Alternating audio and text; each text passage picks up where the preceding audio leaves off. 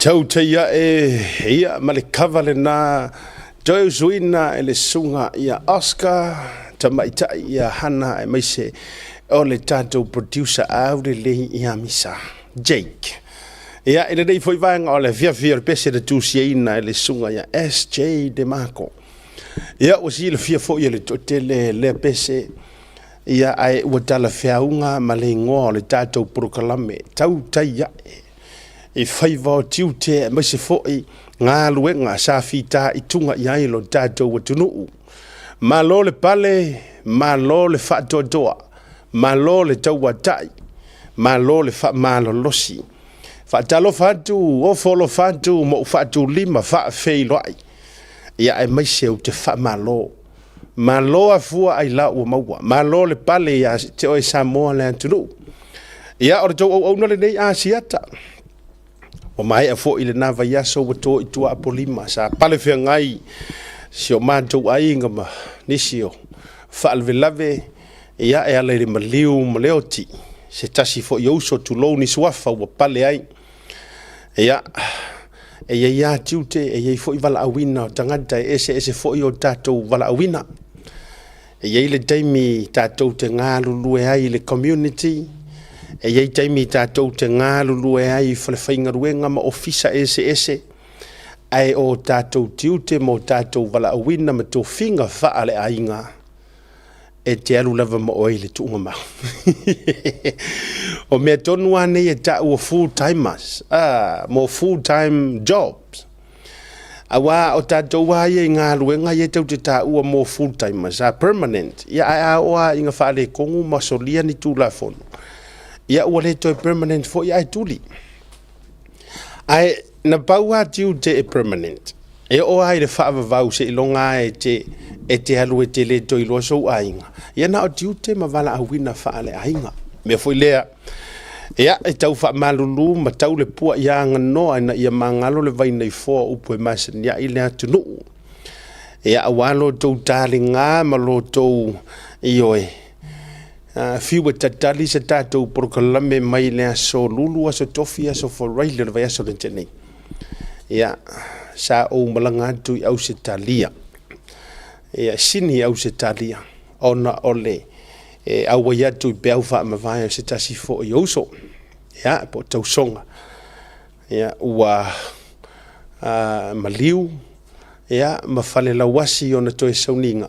Ina i sini Campbelltown. Mana ia la fo ina ia vanoa ia sa wheiloa ia tuai. E le ngatala o se wheiloa inga ma ainga.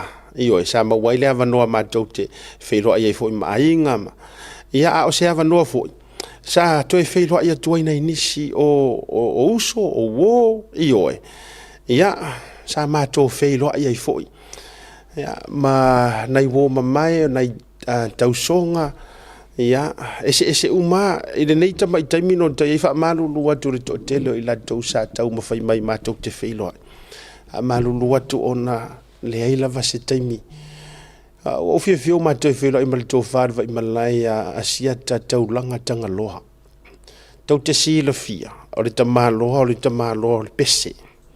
Ioe, musika. Ia, ai ua ngalue fo i ona tō whinga wha li tala le lei.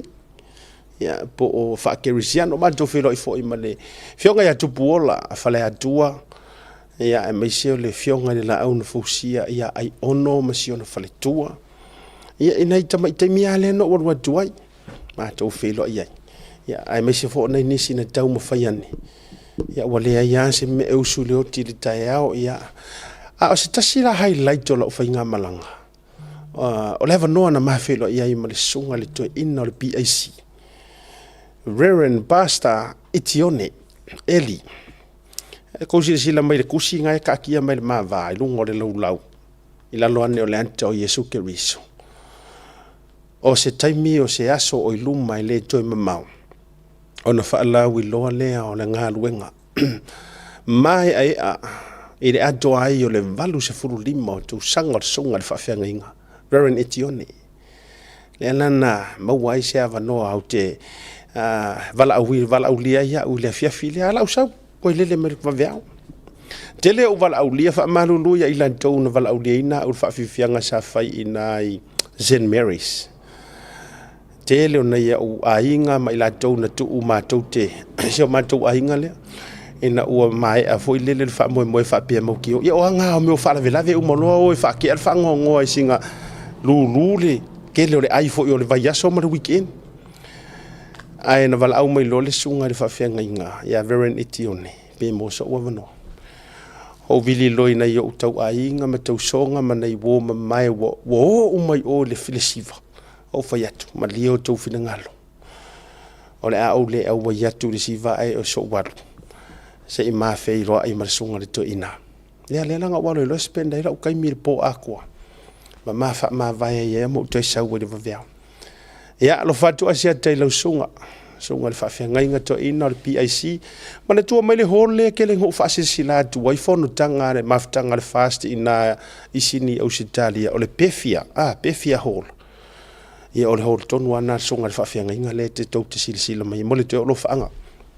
Ya nga tailea o le tu ora malo le fionga I le matua mo po ya fa sa valu misa anai ya le alana na le ona fai malanga tu au se talia to mo le to fa mai senga tina ya urungia ya me se fo tu fa fine ya fiali ya male fa le tu ora fa fianga ya me se fo o ainga ya ini fo I taimi o fa no ya o ngala le sa ya ngai le weekend ma futa fo I mo le tolo fa ngai nei o to fa fine ya peka mena va lasi ya mai se fo o to umai nai au se talia li me uli mali Henry va be fo no ti Teresa mo le tutonga ya semo ma o to uma lava ma fanau fionga ya fo no ti tu po mo fre tu e mona ya ma o to sa tatou fia ngai me se fo yo lo so ya por tu fine ya kelmete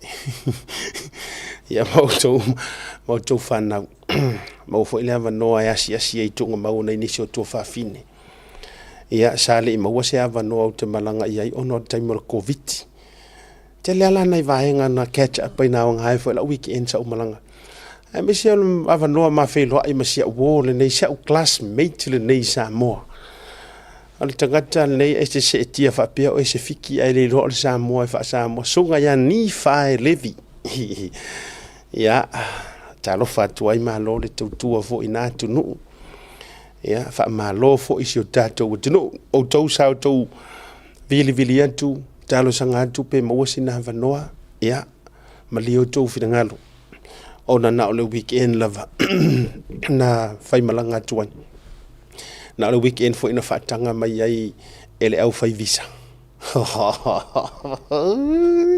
e o no me ya ma fo ya le sa fai malanga tuai ai le uma il fa ya so le tu le uma il fa ya so le tu e nei tatou fa mo te le fai la so suma le lima o novema ya ai uma fa ai lo atu ya mo tatou ina sini au Italia ai fatalo fatu mo wo folo fatu fio yo le tala le o na tofi le tu o je zilala mai anga ya wo manga yo ke ia ma ko receiver maru lu fo se usoi ya Alex ya ma pumate ya mai se foi yo sunga ya Alex le ona le tatu faili ya sunga master T nai wale mo se tava no ya ona sa o walu se ma felo ai ma sunga to ina sunga fa fia ngainga al talo fatu fo I sunga fa fia ngainga sa ma to felo ai Korea ya fa aftaile to mo leva no felo ai nga te le sunga fa fia ngainga ya sumeo mal fritua manisio fa fia ngainga ya sunga le to ina ya faita mal fritua matamua ya mal fritua manisio to ina nga te lea o le ti a kono to ina ya to manga fata lo fatu ile nei vanga o le fiafi o ila to sa ma to felo ai o le sili ro fiafi sole o felo ile le ko ingo o fiu li tu pala o leva tele aso io o tala titi o ta vavaai a fo i le mae o le nei tangata i Samoa. Ai whaftai Samoa wale awa noa e whelo iai. Ia manisi a wale toi tautou lau ino o tau suafa. Ia mai se fo i le ta matua ia whaasavalu. Ia mai se fo i le nofo suafa whaasavalu ma anai. Ia lupe matasila o misa ma le totelo i la tau sao tatou whelo ai. Whaamalo whaafitai atu. Ia a le uto e pek mai e toi whali tatou Brukalame. Tele foi nei tatou ori mana i tatou faʻasoa. Ia ai mua au te afe whaatalofa i whioi o le tala le leile nei vanga o le afiafi. Malo le onusai, malo le tauatai, malo te talo. Whaafitai o tau whaiva. Ia e mai se foi. Ia o la tau. Wa u whanongolongo a mo vaavai malo ua lofa mai nei whaife au le nei whaia le lava iaso o tuana i atu. Ua matua lai ana i whaafeangainga. Ioi, ua matua lai ana i whaafeangainga i le tele o Brukalame ma le au whai Brukalame. E whaifoi la o le atu o le sia o le ito alua ia i le samalaina o nei whaife au. A o le sau foi a le taitai o le itua ngai lan tau ia. Pe yo ie mafua yo na whaama i tele o mea. Ona o le tau fiofi ma le sila ma mao fo yo taitai whaana malo. Wingo la ta whaamadalanga o ta waawai mai langa i pele tele ia u fio yo le tala le lei. Uyo lea. A o tato ia ilai ma ta upule. Ima kako me yes. Ai tau te le yo atu le tu negativity o le tele o komeni o lo fai i le sunga i whaafia ngainga ma whatawhai taulanga. Te tonu si o tatou tunu. Ai ona ua mawailo ua avanoa le nei. Mai le tele o le misi o le tatou Brukalame. O te tu na tu ai mate avatunga ia vale alofa nga te le ofa mai senga foi. Ia i runga le Brukalame e tau la tu foi se tasi uso o se faululunga o se matanga wenga te tonu le tatou tunu i Samoa. Ia ona o pe au fa mavae o le sunga i le Prestene. O le ekalesia Yesu Keriso o le ia waso i ngatai. Ia i le lalolangi atoa i Amerika i Salt Lake City. Ia President Prophet Nelson. Ia wa mai au na pe au fa mavae sa mo le vano o te mata mai au Australia. O telefoi ni anganga i le ngata o le tala le lei. Ia o tangata to tero le lalolangi ua whaamalosi awina o lana foi taitainga. Ai mai se o whaama mafa o taitainga le sunga i le taitai o le laumua o le kalisi Jesu o paio asanga tai sai. E whaate tau lava whaama mafa i ainga. The importance of families. Ai mana tua mai o le tangata le nei. Ilona tala anga fo i lele o tomai. Ai le ia vea taitaina a vea ma apostolum perfecta po o le prestene o le kalisia. O ia o se tangata fo mai o le fatu. O ia o se tangata fo mai o le fatu. One of the top. O le alka unga. O le surgeon. Ia le na. O le tūlanga o le ngase tau le fatu. Ia ai whaavitai ai. Ilana fo i tautua. O le whamaisenga la lea. A mai le sunga i le whaurulunga le tutsi le mai ai le whianga tūmanu vau e vile. Ia ma le masiona ainga. I le urua i taimi lea sa mawai le avanoa. Whilo ai atua i se tasi o whainga malanga atu o le prefeta po le prestene o le kalisi Samoa. So I'd love to read this walanga o le fo umavoi le o na whailo atu le o le ua tauli maina e kalisia. Ia se mea lofa. Ai maisio se laula au. Ia ma se whamaisenga tustusia. Pera on tausi sila mai ai. Na tau au mai le whainga malo. O le mea lofa lea ma le tatou pale le na tau te sisila mai ai. Sa tau au mai le whainga malo whionga le li pale mia marana kapeneta ma le whainga malo. Sunga la au le mali toa. Le ua au atu tau wala atu. Le sui pale mia ma ila tau walo i Samoa. O ia mai se o le whaurulunga o le matanga ruenga o le pale mia anga whili shem leo. Na ua au atu le ofisa o le laumua tala le lei pesenga. Ina ia moli antu mo Amerika. Ia o se vaenga tāua la le na. Whaafitai fōi, I le fōi, tai a mese fōi. Ia, o lau lau sui tūlanga ia ia, o maua le manitofo le kalesia lea. Peana sau no fōi le sunga ia le atua. E ta oto a mamanino na whaavae e ala i lisi tai mai lisi tai. So, e le tau whaiala ni tūlanga peo, o isi fōi e kalesia, e whare kalesia me la tau whainga. E leila ni pālota e whaia. Ai ua manino a le tūlanga who's gonna be next. E la ua whiriwhili ai ia le sunga di Pristine Oaks, Darling Age Oaks, o Yelena. Le ua avea. Ia mataitai, wow, Pristine ole e kalesia yuskariso o la paia aso e ngatai. Ia, whaamaisi atua ire nganga o le tua. Ia ila tau uma, ai meisio ila tau sa mawale hava noa. E whaata alofai. A moso ka hava ngoa ka ke whaaka alofai ka ingi. Ia pefo ila o le pope la tau. Whaurulunga o nisio e kalesia. O se hava ngoa, whaaulo se hava ngoa. E le mafai, ona to e whaangaloina. Ia, ai whaafitai ei fo i lea te tai. Ia, tatou whaasolo la i o le tatou porkalami.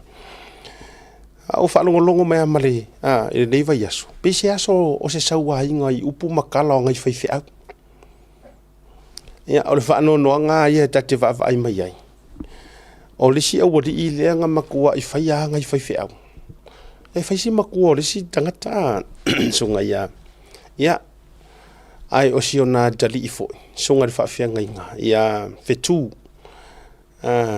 Mai fia junior o junior mai fia. Ia, ua sā kia kua I fōi ma le masi o nā alo. Whaafia ngai ngā. Sā dier ma vewe le fua.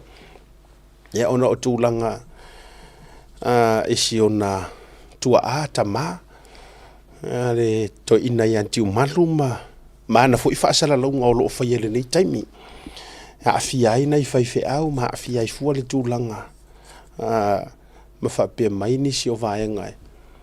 A mea ai o no o whaiwhi au le wa influencing le pāloka, ma nisi o tūlanga. Whapena. Ia. O re kako kali fo I ai kele o kaimi e whapea ai fo I ma tautia ni meo tutupu. Samoa malau whaafonga maua. O re tele fo o re tātou tali ai. E whapea ai fo I la ia ai ua. Ana ua ta otoa o whaamanino fo I nisi o kama fo I ngai. Ia e sau maalia, e ati maalia mai ia. Ta tia fo. Fio yo le tala le leia me se fo I o le la tau fatu a inga tausi.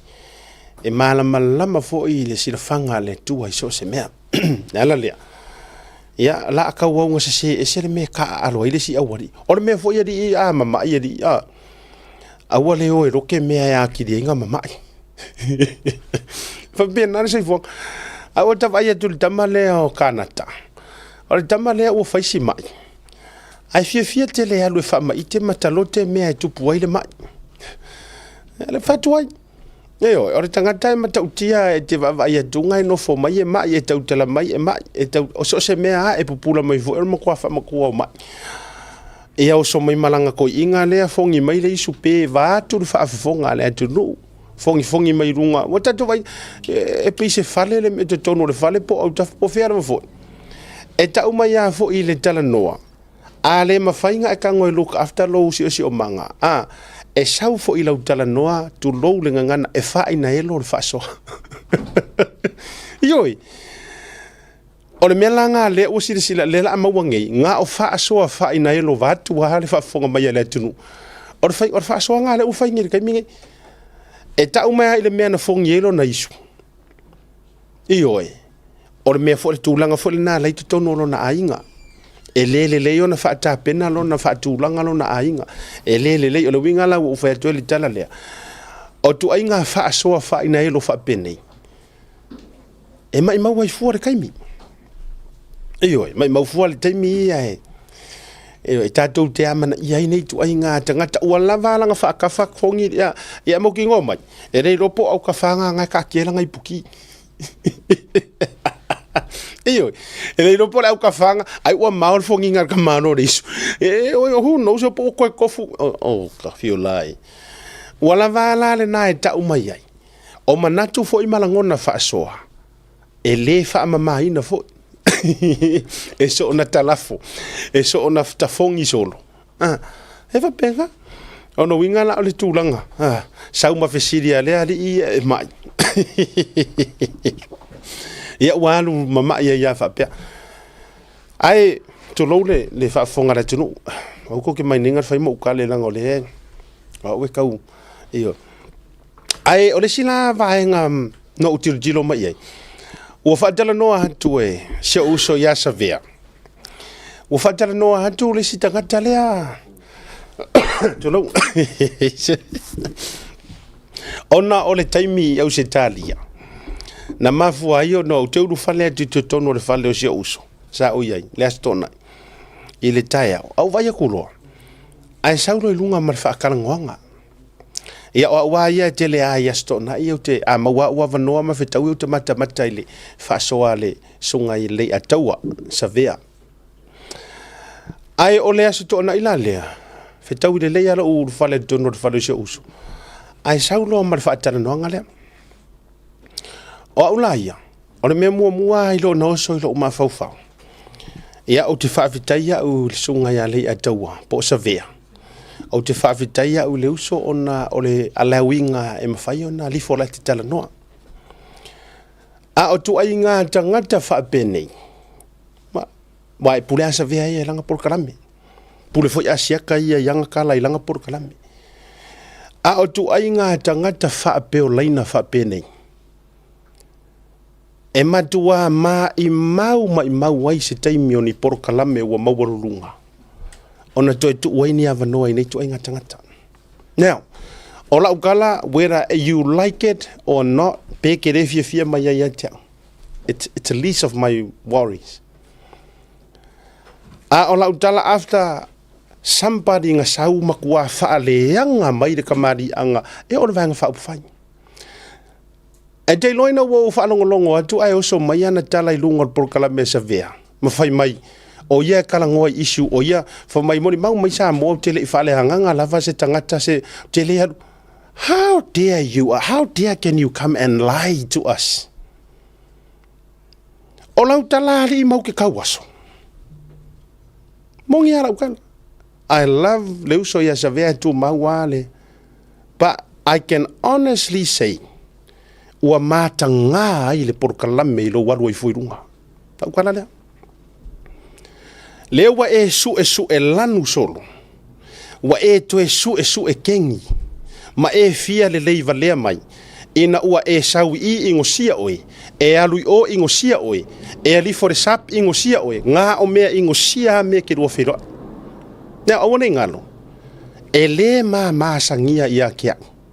E le maasangia fo i kangaka ia. O le fast. Au fa upunga mau kau fa aleanga ngawhai. Fea lau se lau wafe. Fea lau se lau wafe nga e sau rui mai ai matou. E oe. Fea lau se lau wafe nga e sau rui mako. E o ia sa vea nga e la lauan nga o yor kamara kulau. Fea nga e ko e sau rungo le polka la melea. Ma e toi fia angelu mai. Wa peye. Ma nga o le aka o te vaitu. Nga le aka o le aka. Wala nga mea nga whai aku ia oe. Wafo e o le ua matua i loa le le yalo fia le leiva lea. Wa e oso i o le mauka o vi inga o kou ngā luenga lea sa o kou whaia. Ngā o le eli o le lua whaaleanga ka ngaka, la lau ka ngaka, whawhianga e whai mai e ke le aru personal i ka ngaka, o le whaamakua oe o lou la lau, e ke lau ponga. Peilo ngutu o se whawhawhine, tulou. E le lope moni ai tala tangata e whai e ke ovalo e le aisa, e sauruma e le maomiro fufonga. Taimi foi o faito faʻasoa ma sunga le a tau e mo lai mo mau. E fai au nickname vale ai lungo le. Yes. E fai e no fai au ole I have all your videos and your recordings. Le anga ye kai mi e ke le lo ai ke fa pea o e o so longa le mea o le taimi le nai te afiai. Mena la utala o lo fatele le usor ma va fa salalau savea he's an older brother to me. a o lou kau kami solo i kua ma e tau sue te toi fia sue kengi ma e fia tau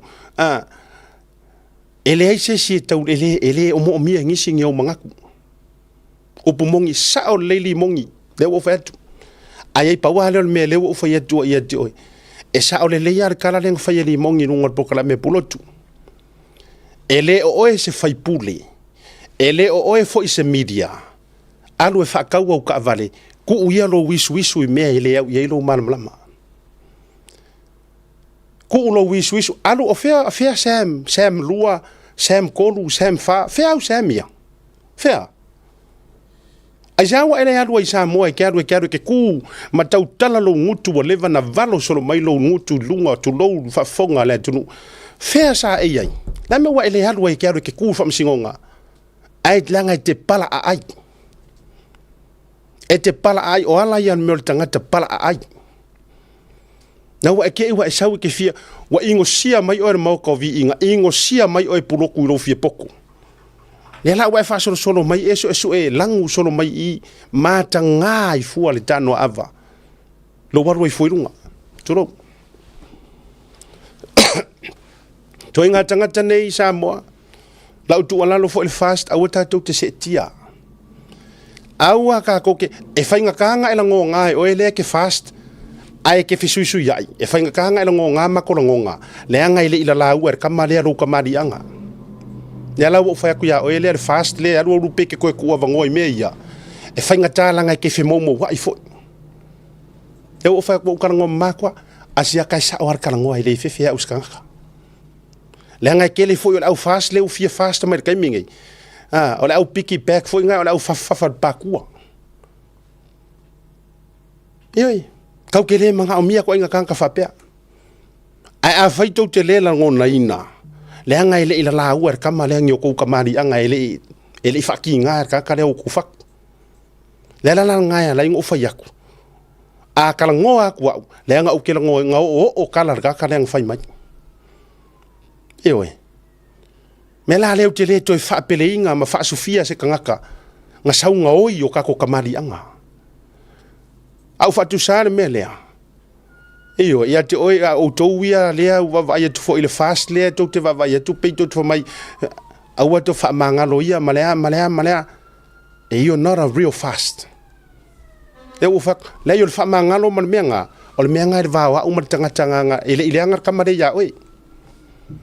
Ngofo la oe ia a e loa oe ia e kele o afia nofo la oe au te fa be mai fua a jeta fa mangalo lang ele ila ngai ila la uer kamale oe o to momai mena le wo va ai tuai wa amatana fitolo tolo fa i pe o hala pala ai ta pena le ia mau mea ia nga e valo ai lo ngutu par mia o to mala na matuala lau ta male nga oe o fa na o par mia. Ja. Maar voor mij alleen maar is hij maar fast. O miki afu, merchandise. Matupi. Alu le expose solo mala lauda nga o yo fa nga wor kulowa. Mele le to fa manatu mo ko fa nga ko pe. Awa ka ke fa awor fa vale aka ko le lida. Ya wo fa yatu. Awalava na ifa vale inga ka ko nga ka fa pe. Tangata le se fa moe o la langa a fa ye mongi o anga ia me la wa isa le wo fa yaku o anga ia la wa isa ele loa fe kalai fa pe ala to o mai ya fe mai ni ala to me fa au kalanga le wo fa yatu o la fo itu wala lo se uso fa pele la sunga le atawa o le uso mongi ale lo fa yaku sawa au ana to mai mawala por kala me le to ngata mata ngā ai le tano ava is on the next level mawalunga ko pe haru vere va fefe la lo fa ie tu lo wa to pe haru la lo e level fa kasi le level le au la wasa tu lo o le toi au mai lunga mai mawai fua le ngoa ta le kusa le ngofu ko ka fa kangaka le tangata o matua tato vai sau fa vevesi le fast lenga foi wale talia lana mele na mana oi mona le talia ina le fast Ioi. Anga menga walo e kaula usa mo mang ka vali. Koe le se ia la auri para kor men nga la makanga. Le ala na no so ai fa susu ia fia me. Maru praise nga fia me. Pauanga praise ko i male kingu u me ia. Pauana tanga tana lu ile lile. Wa fu nga kanga kalanga pengi fiki nga me ia. Ela wo fa ia tuai. Manu tau tele ia tu mano longa. Ma i maure kai mingi ko nga ka fa pia. Ko fa vale aka ko e. Ioi. Ma olana fo ia te tau malona fia sau e fia faʻasoa mai. Aru ia fai alu fa kau ka vale. Wa ingosia o e fare faasala launga. Lai sa o le ke be o fa lai sa o kara limongi. Ele se meanga o e ke haru e kau fa sufi sui kai kai o le kuangai ma fai aku le fa ma vai. Ele sa fi au nga mea. Le o fa yatu. E ye le mato fi au ma donei. Le nga ma donei na mato le mana na o kai kai ku le pa. O oi e ke fa momo wai. Ya la ko yo sola o ke fa ya kula e pa o le fo e ke o nga e o wo fo ima e fa mai e le o la auri le song ispan mia wangi wani ya na la ko yo o ya kula e pa sa e o ya fi nga e o wo i o le longa se me ke o so roi ya o la fa so na ma ka penga e awana i tu ma mai na le utou sila tu Samoa. Le ua whaamutaina le tautua le sa aveam komesina. Ina ua mai alona term, whaupopo mai ai ma le extension le na whaupopo mai ai se ia maua se komesina matulanga whapena. Le ua tasi le tō wha ale whainga malo. Ia whaamutaina. Ai se i avela vangoe whaasalalau mko e palaingisi. O la ufo ile lu ile nei taimi a fa fa mai fa tele le fionga ya afa masanga fa fa to fa la inga ka peneta a me se fo ila to o lo fa ya o lo ya yo la to leo to finga nei o we are be honest ele se fa ino lo to le nga process masang ya me ya o ya le o tu lima ya ye matanga wenga o leo tu ila fionga ya afa masanga o yo le pulo le fa pui se la pasenge ya ta ngare kasiar kanga kaile ia iso fa ko ngai o nga ole waru ese ia malanga vaenga lea mongarisa ma o kere alo ai fa yakula kalanga ai mo le nei time ia fa va ya so le appoint ai le fionga ya af masanga le ataua Samuel ia o le fa manu ia pa tele fa iso ia fa tasi le tua mo fa va ya so a wangi me mafainga e fa ya ngai fa va ya so a o tali ai le ngai kukusa kausanga ya fe male aso kasi alo yo fai vasanga ia ne ayo le tai fai ai lau fa to fala inga o to mai manga va anga fo boye ki oi le anga orka ko walo ia o ko finga ia orka ko walo ia fo inga orka ko fainga malo ren ka ko ala langa fa kula a fai o to finga fa le tu mau fa tali ai so let's honor it a fo inga ko ala lo e vatu to telo tatou Eoi, let's honor le whako whala ingar ka pengeka le ua whai. A waila he umata oto ia le feelinga mole after 4 weeks. E fili e seisi komesina. Let's honor aveli tatou whaatua tuanga. Ai maise o le process. Ia, a ruingara la ufa matalanga. Ile ri ile le ua makanga korokoro solo su e langu ma mea uma. Ta pena e au Samuelu, kasira kangaka. Fa fonga mai le case le ali o mo to we Samoa fa mun mole fe pule ai ko so aku le lile va ko nga Samuelu ia lua ko wa fa mai o to mana tua upol tanga tale le o mana fa mai kom sina longo a le ankar ngoma le lile le o mo fa mai kom singa le o ma wa sa o Samuelu le o ma wa sa o ka ko vai ka ko ye e ke sa o le ku nga ko sa la ye fa mai oh ya, ora na. Malulu sa mo elo fa fonga mai e tau tu malunga. Fa malulu tu lava. Leilanga a fa to te fa fonga mai se walu lunga o lo leo. I have every right. Lenga walenga ela lau kasira kaka. A foi lo te fa putua o video. Ka ke fe kau i kai mi kula fongo i Samoa. Au te fa mangalo ma mea uma. Ai e fai ya le mi kongo le tu. Lenga ela lau mai lo ka mali anga Wa ngā mea o lau me mei wha mai koe whāngau, ka penga mai ngi au evidence o meanga. Ana o whetu. E kuaia, ai kau ke kau nguu mai lalo le waki. Awala ne e ma fau. Ioi. Awana e ma fau. Whapea. E ke sawi lunga o le porkalamea se uso ia savea e ke kaufia keu. You know, I have savea e pūle a savea I langa whaako whala inga re watunga o ana malo. I have no problem le whiwhiringa reuso. A o oe le director kwa yala ukala. E o whea. It's got nothing to do le tano ava ma le uso ma kūranga o oe a. Le ngau ke mana malama uia le loto fo savea.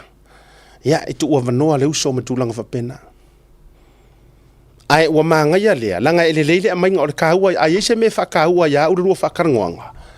O lou sau e ke koe pepelo mai ai lunga. Ma e toi whaangutu lua mai ai lunga. Ai kasi rea kangakanga makua ia a fia iau whasalonga.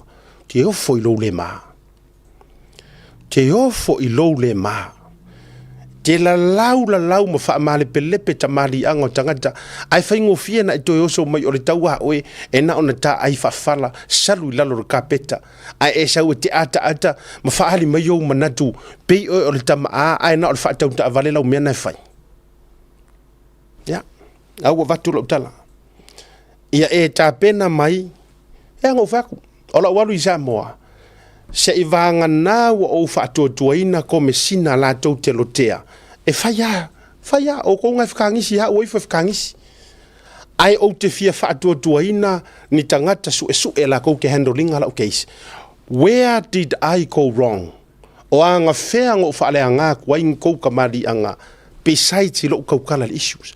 Ai onga o ke re kari konguinga longo, o ke re kari konguinga mongarisa, o ke re kari konguinga efo, ke re kari konguinga umanga maukangaka. Whoever, mafua anga le nā. E saua iar kaimi o le tua. Le anga e kou ke le ku mau whape ngā ingi kofinga. Ai o ke le fefe o ke ala koe whaingi morianga. O kou mana malama mai o leo langa o kangaka ngei ma kangaka o ukupunga mai ai. Lo uta maa o na uso wharipui uma I ka whaingaka. Ka whaingaka. Tulowa, ele mimi ka aisesi. Ai a ufa yatu tala nei. Ka whaingaka makangu malala is our second home. Yeah. From the history o ainga ngai. Ai ola, ele o ongi ngā hoi. Ele o ongi koso kenge, kulo. You can go and ask. Ngau, o le whasi kangaka. Ioe. Kulo. Tauwhia I loa le tama loa. Kulo wai o au whaya kuar kara lea ioe. Umari ko kele se kasi reo. Kangaka e makuai loa aire nguu, makongu o lauri. Oaso. Kasi ngā hauso lo kama. E ngā ngō karangoa kui ngai mea. Lea ngai pi tu te tau wha fefe mai wharepui is no stranger to the history of my family. No. But it's not something e ke proud ai. Mai whaila o e sui leo langa. Ai a whai ngai ko ke kau karangoa ma tau tau wha fefe mai. A lo wingo lau tala. Lea la ai loa loi o el tamalea. Nala e loa your time is up. Ole a maua oe. Ma su e umau mea ye whai aku I Samoa po a yengi au ko ngeki mea kau drugs o money laundry o ka avale o a malava nā mea. Lela de ia wa e sau e tangaf su e wōsolo. Ma e fia le lei tangata na e whaale angaina. Tatou malolonga. A foi mai. Whawhilo ia Godfather. E por sunga le atua e lungo datu proclame.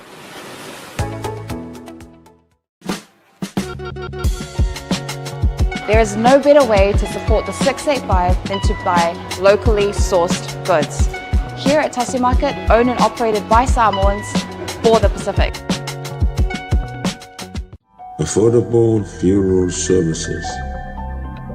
Whalemaliu, a tamawhanau Samoa, tonga I Okilani New Zealand nei, o oe malo aiga. Affordable funerals, o le tani mo te miti ngā, o le maliu maleoti. Miri mai noa, o lua tasi, walu o noiva, walu tasi o, mātou te o atu I lau maota e tala noa. A wase tau whaamama a venga, mo te saunga, o le pele ia te oe. Whaafisotai loa matangi a mosa i le mōpai o lua tasi, walu o noiva, walu tasi o. Po le Facebook, Affordable Funeral Services. O le lau mua, pusa maliu teuina i mamanu Pasifika. Whapea so seata o designs. E atangi ai lo la tau soifua matangofie mo le la lelei au lelei. Whafisotei loa matangi a mosa i le olu a tasi, walu o noiva, walu tasi o. Affordable Funeral Services tautua mo oe, maainga uma i New Zealand nei.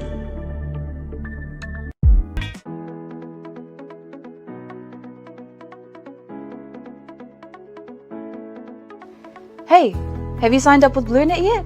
No? Well, let's fix that.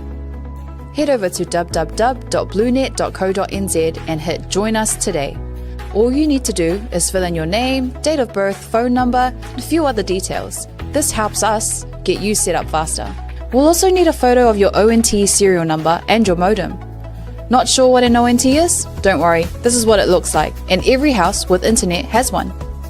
And make sure you have a valid ID and a utility bill or government letter to confirm your address. When you join BLUNET, you're not just getting fast, stable internet. You're also supporting shows like Tautai A'e, Breaking Waves, and Sports Salanoa.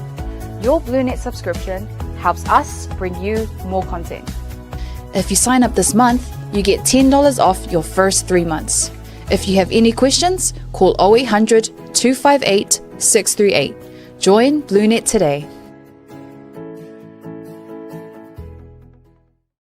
What's up guys, Lupe Soaila Auli, Joseph Parker here in beautiful Samoa. Make sure you tune in to Blue Wave TV. Ia, toi whaafilea tule taliu mai o le porokalame le nivanga o le afiafi. Ia, o iro fo i ka ia enga o a makapa lo i runga loke. Whakasao i le masingar ka kouroke. Anga o lewa na whaatali, this is why people miss our show. Ko kinga inga I kalaka. O ka muso ko se pausi lunga. Pa kaya kaya handa wanga fire nga renga le anga le ko fire. Fatalo fatu.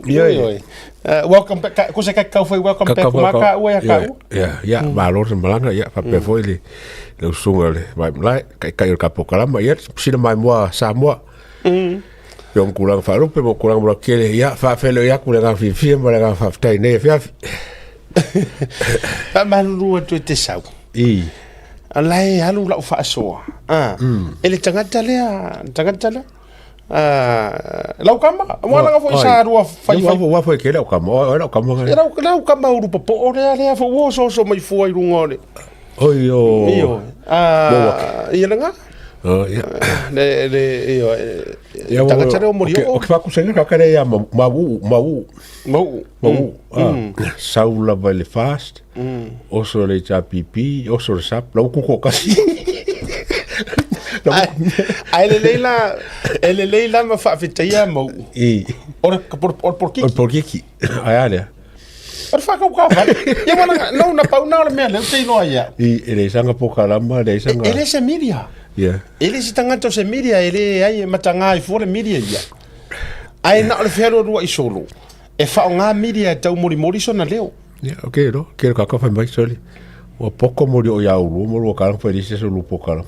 Ale wa faku ole mena lena e sau fai mai ana tala wa ki nga yo kakaringa lenga ora kala unga le aka wa sa fai from the last 5 years ole mala unga le ole la unga le suir kai kai yo le HPP suir kai kai yo le HPP suir fainga ale wa sa fua ai ngofo la lau mai ka ua la lau mai ka fie popoko la lau mai le aonga le ai valea la lau mai makikiva fa mai ia nga kope saingi ranga siaki mam wangela yo me siringa ranga ke ora kasi ka kore ranga ka ranga kangia fa sanga panmia le na tonu lava kasi le ka tasi le tanga tale ia mana tua sa mo lau molongo Tasi lea tangata le ta otolanga tangi faasanga le sunga le lipani. Na. Le te tu mamaina mo tasi e tia nei tu ai ngā whaalata whapea.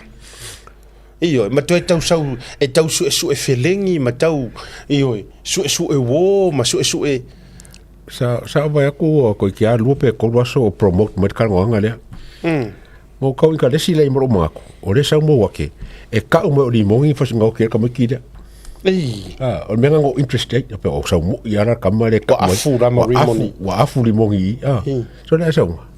Yo o me ku ai ya le sa we. Ai sa nga me ale o me ele se me fo o ka ko pese de. Usala Wole ka ko pese. Usala yo so ku fa pela manga me ya sa vea. Nga le aka me yo sa vea. Na le ata mo sa vea fa pe me sa vea. Ele ai ka ngai wa kau too much ke le la promotion singa fai. Ale ke sa mo ngai fa di fu mangi fa ye de fa di fu. Ia nga mo sa fa pe fo le sa la ka mo po isa me ko. Po isa me ko. O menga sa interested. Langa lo ke mam la mo isa. Sa orko ki po la nga version o samia. Ya ni se me. Nei ma se me. Sa fa pe ai sa we me se me nga o le mo fa fongo mo leva. Ai mo se o levo va ku pela pe wa assembly. Wa e ka fu ora e chapipi. O le ko manga o le chapipi. So le wa tu di le chapipi. Le ko manga o le chapipi ya fa kongo e li mo ngi puro ko ko po kala. Ole me la le te wa le si va ngali at wona ufia mata mo so po le asa na tala tele fai anga ya limoni. Le anga director kala limoni nga fai mai. Ala le nga fisili isa vea. Yeah. Ai kami ma pira around the bush. Ala fai se limoni le sanga fa awe. Fai sa vea. O ia sorry limoni. Ele sa fe awe le suile. Ele sa fe awe ko kala me. Ele sanga pa di kongo le tapipi po pe fa pe kongo se komiki pe fa pe kongo se me ale fo inga. Kalok nge fenga parok. Aso a ko o ya fieme. Ai le sanga fieme o sa kaunga o me cha pipi. Wala ko o cha pipi ngong sa poling. Le la pe o kau ingo sia. O le anu la so a kongo fo lo ko fanga ya fieme o le sap. Ai kia ilanga pa ki le fa mo o pa ki. A vo le na. Tu sa na o tangata ingo sia. Pe ingo sia fo tangata. Ono le to inga tangata. No fa tali le taimi. E sau e au mai ai ngianga mori mau kuku. Mana tua o anga upu angi. Fa mai o lewa ya matou. O le upu alea. Lewa mako ya. A koe a vaku mau video ye o au kalangi. Polotu o lewa ya matou alanga ele o taimi de nei ya. O lewa ya matou fa mau nianga. Lewa ye le samne. Feo ye ngamia. Feo ye.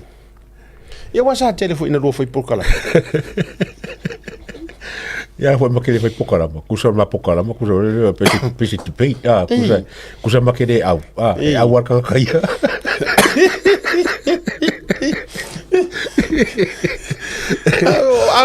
Ale tu amana tu ambai. E nana o fa ya tu la utala te le ta tonwina ma u le nei tu inga tangata.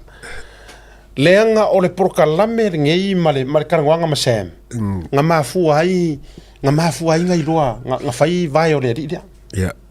Esa o kara le vai. Esa. Tu sa o le porkalame le nei male isu nga vaku fa karangwanga o sem. Na mafu ai nga fia ngi wali le ria. Mai loa mai kangaka. Sa roa mai le ngo me pelo fa se so loime. Mangkol mafu anga na lo tu fa to ele inong ele loa ngi sira kangaka. Ai wa vela ufa karangwanga o Samuel. Ai wa ve foi la so tanga mali moni e uso la te to lua. Wa ve foi lona le fia. Ele faʻasoa e au se kalia e komiki matangata la e nganga sa o le fast. Ele faʻasoa nga skailia. Ma mea wa amatai lona sa tu i mai le ma faʻatanonga. Au ma fau ku nga kai mire ya ko. So le kala le anga umangi ka ngaka e fasanga mai kia umat pokala me mai la laure pango ka mango fo le fo ile nga fa kala le anga ya Samuel yenga fa mai wo a mai le ngi ka mai ki pango ka ko vai tanto tala tanga tani le mama ele ya se mere mo wa ke le ingosia ke le po ngis ka ko la kala ka yengi ka ya le winga la na la tala oi e peina ta vetu ta tele e puleane hele uso ya le ataua ya na itanga te vatu lana porkalam ai se ku ala lo ka ke va ku fa la wa tele mo le uso tu lo wale toi mai mau i so tai mi tu ai nga tanga ta fa pe tu upe a wa ingo sia mai o mo ko vi ingo sia puruku ya o inga ro fai mela pe o po o marang kamba fu ile le foi utanga le foi Ore kanga. Ore tanga ta mai ya. Tanga. Ore kanga kamai. Nya sa ona ele. Ya. Vaenga fai una fatalo fatsunga ya toruma na ve misi rukiso. Mala malele ya koruma nga ve misi. Isi o ankore ngo fa ko yang ngi. Le fai mo ya fa pui. Ya wa lo peng felo ima. Ya. O kama. Le peng felo misi rukinga. O kama ya. Karo ka fa dia va le sunga. Ai oi. Ora kenya le au pamu pia. Ya la mala mai sua ya misi. Kulo le ya fionga German. Mala le ya I me halenga e tu moi ia nei tanga tarmatu a inga e fale pui.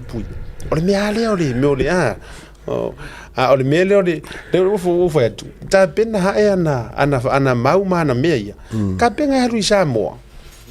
E tenga mali lo mo solo ngare le mea.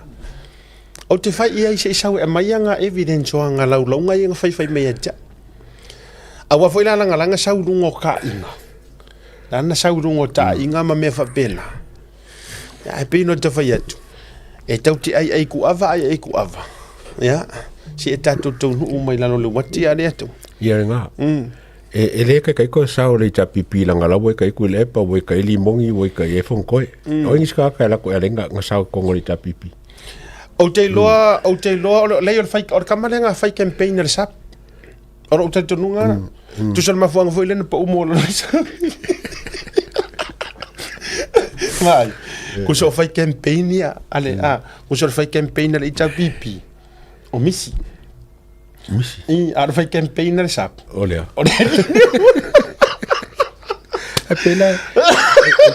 Pela fe lo misi la ngo wala sufa. Ja, wel toe. Kuso campaign manager ya pakia. Kuso campaign manager. La se kira ya kia ngo misti. E mo ya la nga mo mai ngai. Mo ngai nga. So le ai par gaga le campaigner sap mo kwale. Kino oi. Anga le fai fo ide ai kia mar ko fiki ran kamora king. Ai. E ka fo kufi. Mela le ta te fai atu le au fia. Le ta te fai atu. A fai o launga ruenga whakau ka vare. Eva pia o whakau ngau ka vare. A fai o launga ruenga o wharpui le ya misi. Arua o le mea o masangi ngai aruaru iai. Awe te o so mai fua le fola tama matutua. Le whainga mo meo campaigns ma le whasoa ina o mea whapea. Le tai o rua le fola lea. Iyo toi fia se furu ni tausanga te lua o ngai. Ia ona fatu atau le talata. Pine o lau tala. Congratulations le mato manurewa action team. Oi sorry. Wa umaro. Sao umai koko. Oi sorry. Yeah. Ai sila ai sila le. Wa nga me nga mai. Le le ute fai tuai. Manu malo uma ai mai se tosi sila mai. Ai mai se for the first time was sao yalo le tau mawhainga te mai taia Italia. Yeah. Italia mai se paki mo mato whaftai tele manurewa. Mori le whamalo ma le whaftai tele. Whaftai. Ia te o Samoa na o tau amana ia se whaatala ulatu. To e pale mai. Ma o la utala lea. You won't be upset. Le ioe. Sunga ya Daniel Newman, ya mai se fo yo Matt Winiata, ma le lato team. Malako vai. Sanga ya ne ai le tai manurewa, ale aka penga ka ku. Wa uma vaenga tau fundings ma tūlanga organizations ma vaenga whapena. Wala tau te pole. Le foi la mako fa sanga I kama ia. Ya wa foi desi toru tau sanga ina ia lau sa ava no le leima va no te tusa. Mani familianga. Mo le au iluma. O le tatou foi pitonu. Congratulations for initial sui. Mai mangele o Tara. Ya mai se foi o tau. Mai se o tatou sa fokilani. O le pao ka kopo karapa. O yoi. E wo ai palangi wo li mai ma whalonga mai kako pasalo. O si sila sa mo il tūlanga le level ma walunga ma le credibility o le Tautai A'e. Ia, whasanga kuaka ma se ia, wo mai palalangi mo le taimi mo wa. Wo iei kako. O mai ei nai palangi. O whawhai ngau mai. Ioi. Ia whawha ma le malunga le breaking waves. Awhitai tele, wa vai wo oi campaigns a papalangi. Tau sisira mai, alu umai to tonu ia. Ia la ua ia lunga watu ai male. Congratulations. Ia le to fine ia Italia. Se taimi fo yo le anga iluma. Ia fa mautu me uma ona to sila fo ile o manrewa, ia me se fo tatou. E to ia fifio mai lava. To e fa ia lo to wanga le lei matulanga uma. Ai o mawaile nei ia vanoa. O molia to ma fa tele. Thank you so very much manrewa. Takanini papukura molo to lango sua pe o ko officer campaign fai campaign maga ia ka ke mulo o fai do a fe ka ke mulo ia fai uma masina ni ka ke mulo o fai ma ka officer ka for officer ba mana ska ka fi o ke ar par mi ia awa tu ilo e sona ainga nei ma rosi sunga le pa Maria wa fo ngo e la so ngo sei o lo kwa kango le ia le vai o que era que foi foi me por que é ko vai ku ka por que se fez eso si vai mo po a mai lo vai so kango ia eu ka kula si mo le vai so pa ma ia le vai usa no pa me ma ai fo mai a wonga ira ku ko era wala ngala ku fa luai mela o eso le kamala ela ngemo kamo kai lo foi kamo ngara uri ia ke lomba ele kai ai mai ava ele mau mai ava titoma wa wala me mari fora para ngai pasa longa kule pa municipal pe fuling mo se mai ku nga fo de leng sa wo le ai nga tente la longa nga vai la longa sa fa le ko ya o ma lo si ko le o ko fo vai me ka ngai ko sa lo ko la solo wo o mangai ai se mai fo le por mai fa ko ri fa mai ya o mai pe fo ngo se mai cancer po se mai o le mai na lai mo ia ile mo ia gusa ora to mo nga faiva vale na le o fa leo mai yo la to ma fonga fa mai ta gusa mai pe ia se deep inside lai mo o fa pe ia mo ia pa le mia nga ma a o mai lai mo wai la to nga mo ma ko ia sa po si la ku la skari fa mai ya o mai ne wa maka fa so mai ya pe ni mai fo ia de ai le ka sa ku mo kango no vai midi vai kilo vai wa okay yes pasi a kwa pasi forma ina wa okay io no pasi nga de wa e mo mi se atu langa o ta tonga ye la ro ile vai wa fa soro ile lo ile tapu vai ia e mo mi langa e so sori ela ele ia to tu umi so e mo mi la le taimi me foi lea ia Samoa o fa fo mai le fiafi o lo manuia le sunga ile li par mia le ale wingor ma tu fa matalanga mo le vana mai ale ta tonga la lo e le tapu vai lunga ina le vai ngale na ia nasa mo mia le fai o le tautonga ia ma o le fautuanga fo ia se ale se fo maloloina por mai al fo mai ia e te tau ona umi se taimi e malo lo ma fai tu langa ole fo ile le fisio ma me fa pena ia e to fo ia tuai ia wala ngol par mia ka ko wele se par mia ngofo fair boy ko va ia le na no winga na ona tau ua fo i Samoa ia ro ma se tatua ai o le fa vitai o lo o malo lo si la fo ia le tatua sui pale mia me se fo ka peneta ole ta aso foi le nei o le tatou media watch a tau tele o le media watch na ona fate atu lava ona yaso soifua a soifua nei lua mai le tatou va yaso na te nei fa malulu atu ia ona ua le fetau i matai mo le tatou programe ona to ngia sa fenga yai ai to mai lunga fa mole lava misa tatou amata i le atongo le lima tu sanga o le fionga ia por sunga ya soiva sefo Asoiva sefo. Happy birthday to my dear husband, Asoiva sefo. 55 years old and happy anniversary, to us of 29 years. All glory to God for allowing us to experience and live out every milestone in this journey of life because of His grace and mercy. We are nothing without His salvation. The honor is Jesus because of His sacrifice. Love from El Paso, Texas, USA. Francis Salavea Sefo. O le fretua na ia mai se foi o Fortino Taunuu Elishalom o le fine ia mai se le grandchildren ia Liana and Alaula. Popo ai ma famurianga ma ia maua ma le taua ia mo lausunga a soiva sefo mo ia tele lo aso soifua. O le sia so fanau mo si o le aso fanau o si uso fa pele ina i Bay Area. E fa malu lumo mo se uso ya boa faraimo ona ua pisi mai ya urvaso na jene. Happy 45th birthday to my dear husband Boa Faraimo.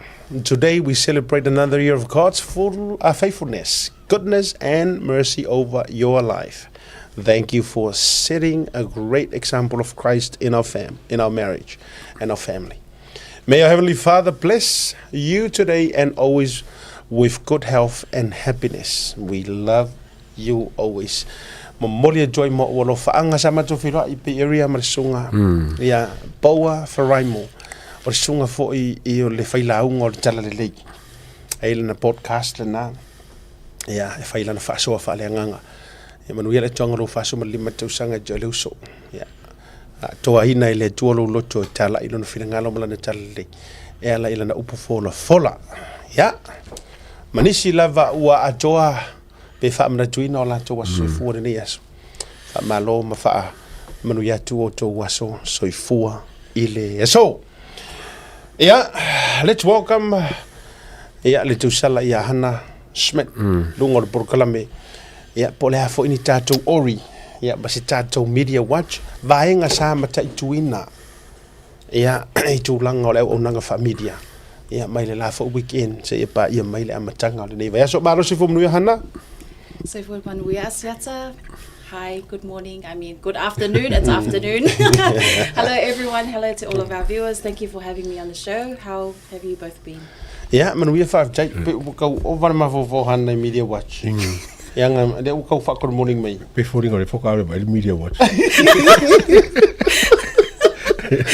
Foringa mesia ka kua mio le foko manuia le lo foko nga le le tu na lo la vale on sa lo fa pale ma na ya lo sei Thank you so much.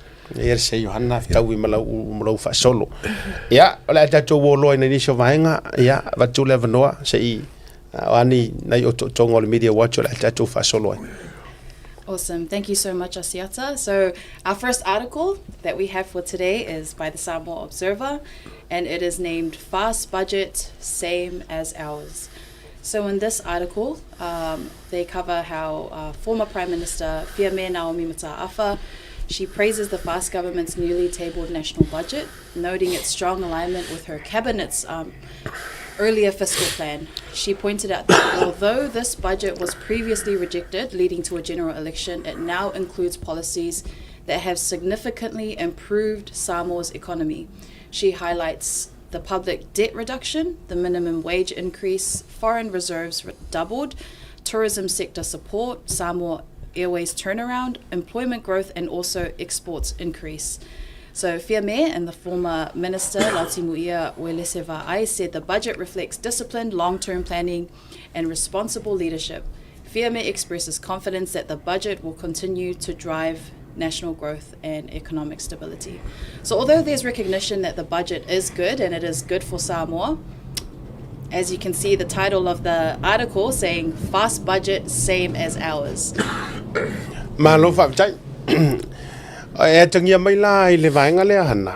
O le ai pe I fōringa mai o lai mana o ia le fwisa vim pāle mea mua e ta ua tu le tanu o le lako pakeki fo ile le pe wa avere I tau tangia me fapena po le mo lang pakeki le nga o ye fast po le way Very much so. fai mo fienga ma bla ka e fai go fin ma mai fo ringa mai ia la so fin ngalo le tau ia ora pakeki foi ora anga oi foi ora anga oi foi nga pa u ko pakeki pa u ko mo pa u ko ma minska ele se pakeki le leila la pakeki mai se mal pakeki nga fai o ko ma pakeki le nga fai ele fast ele e ko ko pakeki le fanga le project le 2 million le 1 million nga pakeki ele ko pakeki su million nga vaku ele ko pakeki le si 1 million e kele me ele ko pakeki ele ai ala mase la kalaka ko pakeki mai la pera kalaka pea la fai ele fas la ko pakeki e ngomar kilo pe kopi fo ko pakeki ese pakeki nga ko kopi mai o pakeki le fas ke ak nga ko fo ko vai ko line up mar ko pakeki manifesto policies le kami pupulen ko yeng e kongole le ve ko man pa fanga malo fo le sap ko caretaker le ai maseaka e ka mai e ma fain ko foi malo pakeki le ko kalmo mai mana ia tele le vai nga le wa au mai le sunga de ajo ono le media watch ole article mo mana tua mai Samoa au tele lo po fea ta pena mai se fina ngalo fa pea o samato pakeki anai sir fia uma le tunu o fa nga malo le na ye o le fast ai si kama kai mia le na vai le fonga va ai ai la ni mea sa ta pena ele sa avea mamingiska o tupe lautimu ia welese o mea ai le sa valinga le fast o mea umaya awai le mafainga e koe ka kopea mai ai rengi kama kai minga va mai le fonga va e le fuse me ka o se pakeki fa ka penga mai le taimi o se malo tausi ma fenga ngi me pakeki e ma dis pakeki ka sanga len ke ki kilo e faile kam fai fe ko ngai me kam fai so ele la se me la fa pe fo wanga o ye fa ko wanga o ye fa ko pakeki la sa maru pupu ko pakeki ai o se pakeki nga fa o se pakeki mai la ko fa ko fa la inga ya ma la ko fa o kanga sa ye ko fa foi ma fa so inga ko pera ku ke le ya ka ki finga pakeki nga mengi a mai la ma pakeki nga fe me se ko vai nga fikas nga ye em kwa se ma wa sin pa mai ngo mele fa ku so ngo mele nga fa ala wole minska malo fa tai Anna Yep, I think she's obviously using, or the writer of this article is using the budget to kind of score political points, and I've been privileged and blessed to grow up here in New Zealand because I have an understanding of what opposition politics looks like. So in healthier democracies, opposition parties will, challenge the ruling government through policy debates, offering alternative ideas, and holding leaders accountable. With this article by itself, there's none of that. It's kind of like spreading misinformation, political smearing onto the Fast Party, and trying to delegitimize the ruling party by questioning their honesty, saying that, because they rejected it, that's what caused the by-election, but that was my plan anyways. So this is what I would call dirty politicking. Me foi o que eu foi. O Samoa uma lai Samoa ngai lai Samoa include observer mas vai ngoma le la ora pakeki le fai. Ai se me le ngo pe su ma sei il pakeki ale kan foi ola il pakeki ngam te ke bande sole. Il pakeki wa ko malo. Ai o aki kilo ma sai so se me ai fai. Ala ola il pakeki le. Malisi va henga o le ma fu anga na yo na tau au mai fua se tu singa fa pe nei. Ole o sa nganga le fionga sa fa pito o le mako pakeki fo il pakeki dia pia tingia mai o le ti pasia tule tulo pe fa tu fa ngol paketi le fast ilunga ai o le ngalo o le me i manino ile tunu ele se va nga fa ka o se fast mai le paia inga na te nei walanga o me o kasinge i vai nga te tau ona to sila le ai a me se fa nga malo mo le nga iluma a me se fo ile official fa o fa nga balota ma official o le fon vitalai I vaenga I o le toi tiu no fare le o le tulafono. Langa o lenga amaka mai ka ko orfenga maro or fast ai uma mo ke te kar sap. Yeah. Ai le ai se sap. Sa fa o le o mafono fe tua. Ono o le la tau tusi mai pe foringa mai. O se mea nga makualo ia. Se ka penga nga ase paki e le I lesi kalainga. E le I fa le tulafono ina sona resitalaina. Iyo o le la ka ko alu e faile me fo ile ore ku ore mea sao ai faile mea manga ia. Le la la tau o mai I to inga tusu singa fa peni. Ole maku pake ki fo ile an maku vaanga fa ufaima. Ai mani tu mai. Na le lua vaanga fa ufainga ka wa me na mai na le fainga malo na tene. Ole vaanga na tu malo ole fast. Ma le vaanga la sai le opposition. Po ole tuangai HRPP. Ya. Ole falo telina na ole vaanga le faftei fo ile. Matai tu ina male tapene no le tatu article le Yep. So these tactics written in these articles are often intended to weaken the government's public support and increase the opposition's chances in future elections. Our next article by Samoa Observer is named MPs Without Pay for a Month. This was published on the 10th of October 2025. So just a brief article summary. Samoa's Member of Parliaments and Cabinet Ministers have not been paid since taking office on the 16th of September due to delays tied to the government operating under an emergency budget. Finance Minister Mulipola Anarosa confirmed the delays are administrative and budgetary, with no set timeline for when salaries will be released. This issue reflects broader financial strain across the public sector, affecting nurses, police officers, and other essential workers. The situation highlights serious challenges in managing government finances and maintaining basic operations under limited funds.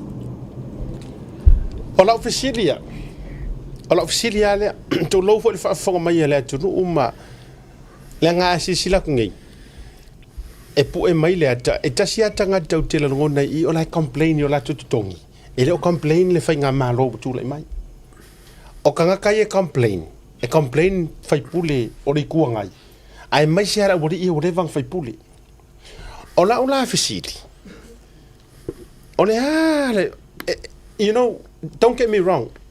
Samoa, se fiak sa laukala. O kanga kangi. Ola ngokong. Ala ya tau. Yeah. O le ala lo tu manatu. Are you expecting us or do you want us to feel sorry? Tau karanga le fa. Ala me la fa ese o ko fa ese o fenga rungal maro. Ala me la nga a o ai le complain. Wa a faila lo au ma po me la karo au. E dise nga rungal au fa kan ku mai. La me la kangi se mere sanga rungal fa. Ia. Ngal mo fo fa pa ka ka mo fongo ai ma arko. Ko sa ya do ku me la karo au. A foi la na. Na mai fole mana ia tau nai fai pule fast to. A wale matua fa tele mai bela ni tau ila tau la complain. Mai mo la ko la complain e mai. A wa sila foi la Samoa. A ia kia uia. A fai fo a yengi si le o kikele complain. Tanga ta fai ngal malo. Yeah. Pa e understandable. E mala malava. A fa sea fo mai a fa sea leo a fa sea ia pai mala fai. Yeah, maybe ola yele mafuanga. Ai kau ke mala fo. O te tongi o nei tangata nei. E liengi maku wako kongi kikele. A faila o lai fa sea fo mai. Ko fikur fanga. Ai nga o yere ka fai ngaruenga. O ke e mala malama. Ai a fa sea ka nga o le aru kuloua nga o le haru ese nga me fai o le fongo le ese nga ruenga kele o lai fai uma CEO sma me uma ai pei mai o ka ngi koko ese ka siri o nga la komama mo mele kup o fai pule ai o highlight mai fai pule nga o la ko ka siri ka ngoma mo mele wa fa le kongi o la kongi fai pule ai la fa tu la tala le ya te o mahana fer ka ku ko wo para fuai ku malu Wana ngole au nganga le kala le fai. Au mai la tau pule. Au te alu ai au te tautua. Are me kele nga ka fa mangi ngonga le upu kaukua. Ore kaukua e kere nga rue mo sou kaui. E nga rue no wako kongi o e le se kaukua re nga mea. O fea tau upu o lele le i se kai a ore paroka whakua umanginga ko wo. E sufi mai finga ngalo kangaka faapili mai la ngona o tangata au mai la ko pule se e mako kau kuai are ko mai ko complain ko ai se complain ia la le atua se complain ia fa pe mai ele o manino lava mafuanga ole ma kwa mangi ngora mafuanga o man ka wel mafuanga e o le au le malo la wa mai le sosoangia to low the declarations na au mai fa ai lo mai ai le maria la yo pa mo ko ka foi la malo ri fa sa longo fa mai ya o la malo ri son ko ale mo ko so mai la malo ko wa ai inga ka e ko ngi muli al menge o fai pule ma fonga ma CEOs fa mo ko ngi ala ko le ma la la ko ngi le la lo mo el fa su lo fe causa tangata le fa ya na fa mo muli ala uri le kangi kupe. And I think for a very long time, the most well paid obviously have been the first. Yes, the members of parliament. So they've benefited off a system that protects and rewards them far beyond what the average citizen receives. So do they deserve empathy? I guess everyone deserves empathy, but it's very shallow when it's being presented this way. Fatula te tala. Le te wa. O te le tulou of yonga I fai pule. So le anga se complain mai ngai ka whaingaruenga ye whaingaruenga. Ye kai whaka la. Te complain ia mai la complain mai nei tangatana. Ya ka kuki sa fa. E kai fiaringi roughly o le ko inga kongi de mo. Ko nga kongi la uri e ka ser kongi ai de ko kang se kongi longo ma sin. I think last it could be anywhere between 80,000 and 110 or 20,000. 120, 80 to 100, depending po ala ko komiki la. And then on top of that, along. Yes, and also the benefits with cars. But travel allowances, that's a very privileged position to be in. Ale no da faiatu. A sai mai ka ngaka fai ngā ruenga. O te whatu pēra pēra. E ngangu o mai e runga. O matanga ruenga te tele a nei pe e riri whaire kele o nganga whawhai ngā ruenga. O leo. Whare mai. Fō mai. Ma whai a onga. Ia ula. A whai e complain mai ngai ka ke mala malama fō. Ali eto. Tate mala malama lili. O filosofi la lea kusi mai ati kon ngai ai whailo mai se complain tu lau whai pule mo ke le nganga vale. O le complain mai ai ma whai pule I le melea. Ma au te, I know for a fact. E le ma whai nga complain nga koe complain se malo. Ni whai pule le malo. O le lau ke mana malama. Se lau pa senge le complain fast. E le o le fast la le complain ei. E tu watu foi la I tangata fou ia le HRPP. O ke la foi la mana malama. O kama ia lea ua kakau na wari ia lea sa lea nga wari kua ia lea ngai mea lea complain yo la tututongi ia pek pe yu mangi mea mo pe me vole le la ol malo mo ave a ko nga kongi le ko mo ia isi masinga ua leilonga se mea e tau mawhai nei tangata e faa olo a tau ai nai ma foi lele ma tuto ai se fatu lele loto tangata manga kua afa pe mai ngai o siko inga masiro makua lai mama ola ma fau I whainga malo ngai kai nga o so mai ar fai kionga e ro ko ngia fai pule va ve ar fa pe for ko inga malo makua oi sole ke ofo ia ka ser ka ke ofo foi sunga pan mia ri ngai o fe foi me ang for pa le winga le na le la ona le fata u nei por kala me le atu ele muta fo ile ma ua ma tautou longo fa to afi mali lo to tangata au to te popoli o kangaka ye complain o kangaka e feo I ka vale le malo e ka u fua o pensingi ka vale I kuper malo fa o nga malako fa nga u kuper malo fele le solo I kuper malo o kangaka kongwa ye le complain le winga nga lu fa kwai o se worry nga me mo e ka ke popole e le se mera ka ko popole fo ora ke le la ko kupi po le ai ngi se ka ka la mua e le lango inga ma fa ma avenga so le ka fia fa longo kwa li ata wa mana ta fia fa longo kwa fa pe mai fai pule le pe mo o e ngi se ola akara ngofa pe e se fai pule ola li poki mai fa pe mai honorable asiata vauliko wants the public service to be paid first honorable le atawa Peterson His Excellency Your Highness, His Highness, he wants the doctors to be paid first and let him. I mean, when are we going to see? O a fea o le aka ko va ai ngi ati ko fa penge. O a fea fo yo le aka ko va ai ingi fai pule ole au mai fa pe mai. E ke roi, wa ke ro feika era ka mo Trump ba ke ro feika. O wa pa ka ke le aka ko va nga ai o ro ya America o ke ro le ka ke le au fa kas. Ai kasi al preskengi. Nga volunteer a ko long ko kong. Ilanga pa inga mo e ave ko fo I kong ora ko. Yeah. Ngara ko inga. Ele kang se kupe. Ia nga. Vai la ia. Ea, stui. E ke mwhaiara nga mea. E mwhailang koe fo iro pei ako. Ia, pei e di ora mene la fio kiri kua rua ia. Ai se kangi mo la fa pe mai. Mo ko nga ba ko kupe ra fa kari ngo kumaro ku foi ngo kongi. Ia nga. Ko nga menga. Sei sa foi la se ati ko fa pe mai.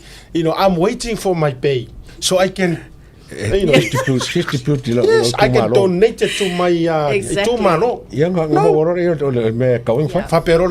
Oh yeah, that that's good. And I think they just kind of expose their own entitlement through this. But if you're a casual political reader, you'd probably look at this and think, oh, the government is incompetent. They're not able to pay its ministers. But truthfully, I think it's a good opportunity as well to shift our perspectives on how we view members of parliament. Like I said, for a long time, these are the elites. These are the elite people who've received a lot of the money. Now it's time to kind of bring balance, take it back to the people. Yeah, and then out of the city, la ia urua, wai manga ia. Out of the city, they are the wa halu ngi ka urumanga ka kere yo disi atiko. Halu ngi ka urumanga ai ke ia wa e ko e halu o parmenge va ka inga wa e Eke vero roko kongi e se me ke o fia mo roko kongi. Iyo e. Se sau. E ave disi masinga mari kumalo, ya ku disi masinga ma. Ya ave disi fa ke. Wa makauria. E o ngafen masinga ra kupe mo. Ko ke rea nga kupe. Ya disi o masinga ya ave kumalo, ya disi masinga ku makai. Aka fai menga. O ka ko ke o ki ala foi pule. Man na ia tele. Mai ro lima.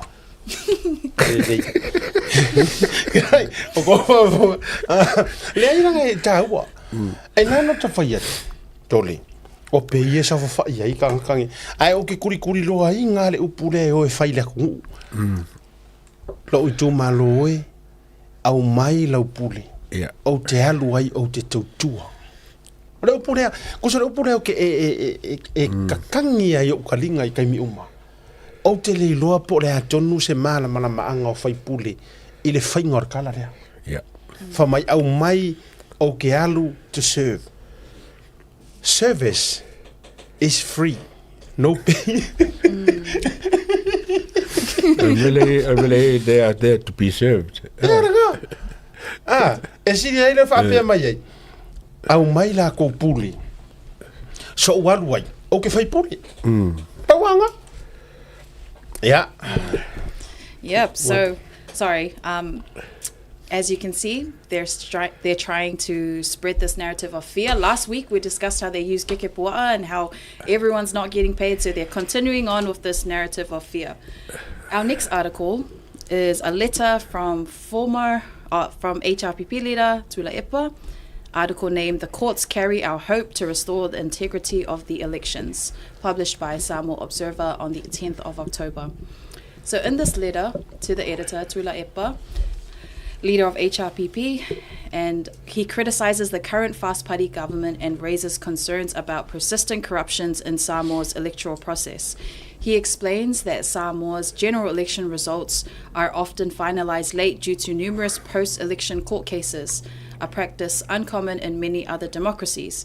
Tula Epa claims this is due to a long history of corruption, which has undermined trust in the electoral system. As an example, he references the events of 1982 when Samoa experienced 4 changes of government in 1 year. Due to post-election legal battles, he highlights the case of Faʻasoa, the first HRPP Prime Minister, who was removed by court decision, and commends him for not interfering with the justice process, calling it a classic example of respecting the rule of law. Tulaipa then compares this with the current Prime Minister, Lauli Alemaliatua, who he claims is facing serious criminal charges and alleges that Lauli previously tried to pressure former Prime Minister Fiamea Naomi Mataafa to intervene on his behalf, which she refused, at the cost of her leadership. He accuses Lauli and 19 FAST MPs of acting above the law, removing Fiamea for their own political and financial survival, and using intimidation tactics against village council chiefs and witnesses in ongoing post-election cases. He warns that the second FAST administration is already normalizing unethical and illegal behavior and urges the courts to restore integrity in the electoral process. He calls on all Samoans to uphold the rule of law and prevent what he sees as a moral decline in leadership, quoting, "The only thing necessary for the triumph of evil is for good people to do nothing." Se lo fi adali antawa ile article tu fo dilunga le article la. Ai se lo fi adaya ile fainga le article. The court carried our hope to restore the integrity of election. Ola integrity le mga Ola integrity le mga kule. Olonga. That's yet to be clarified. It's his own integrity. Ole mera ke va kule la mga kule pe fa ira mga won le fonga le court. I fam singo ela nga solok. I feel like the fact that man lior ko inga. 5 years ago, what happened? What happened ya kuila epa mar court? A rule mai ele court. Ai mo mai. Ole mali ole to inga tangata. Ai funny ai foi makuskusinga wala nga pe on newspaper. O ke on newspaper ku epa lo ye. Ele tau mate ai o yere chief. Ele enano vai atu Samoa. 5 tau sanga taluai. Na tatou ta lia umar fai unga le. Al whamasinonga, si mativa whamasingo sili.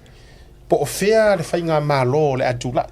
Mantua langa o le ngā saue o le mea ie whai ngōwhie, lua lima, sau makuala I ruongu. Ai unga wa activator ko inga sfulpasengi. Le lana tatou fo ia iloa, le winga la whamatalanga. 5 years ago, 5 tausanga taluai.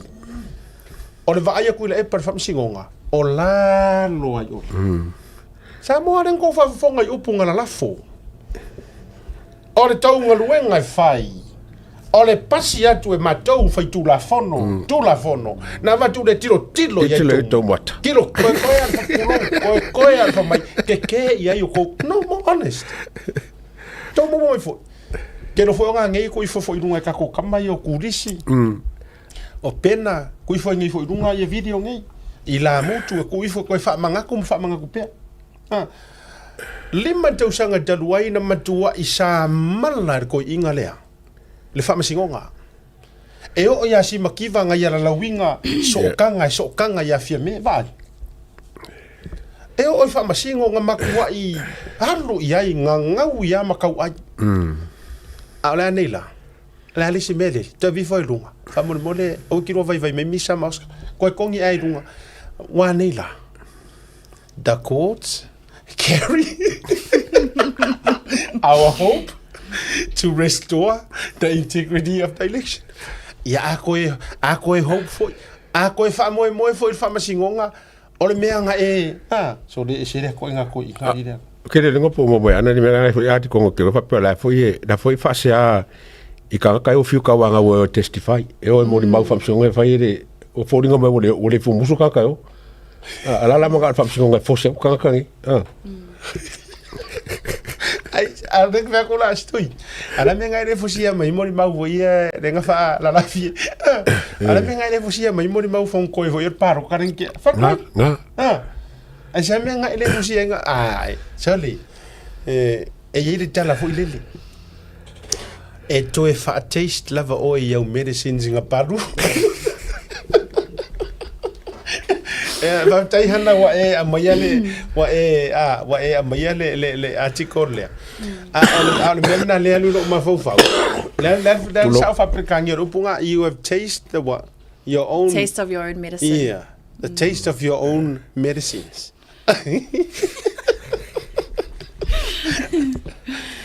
Man, so honestly, the last 4 weeks that I've been analysing Samoa Observer's news, it is honestly just peddling fear and trying to discredit this government. So, thank you for discussing those articles. I want to go into some more positive stuff. I don't get you. Is it my lia? Yeah. Or family no male vainga. No, if I tulafonga. I was there. Go. Yeah. What is me away? You must for going and he can. Famatele or fakir mafo. What do you mentally? What I'm going to tell you to my voile psychological lafo. Psychology. Psychology. Yeah. So, what's psychology for?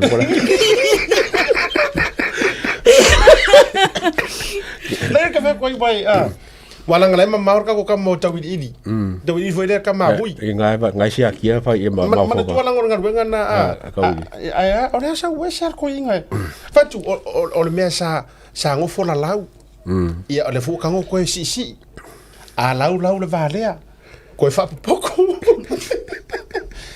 ora sa no tu puto le suia sua oro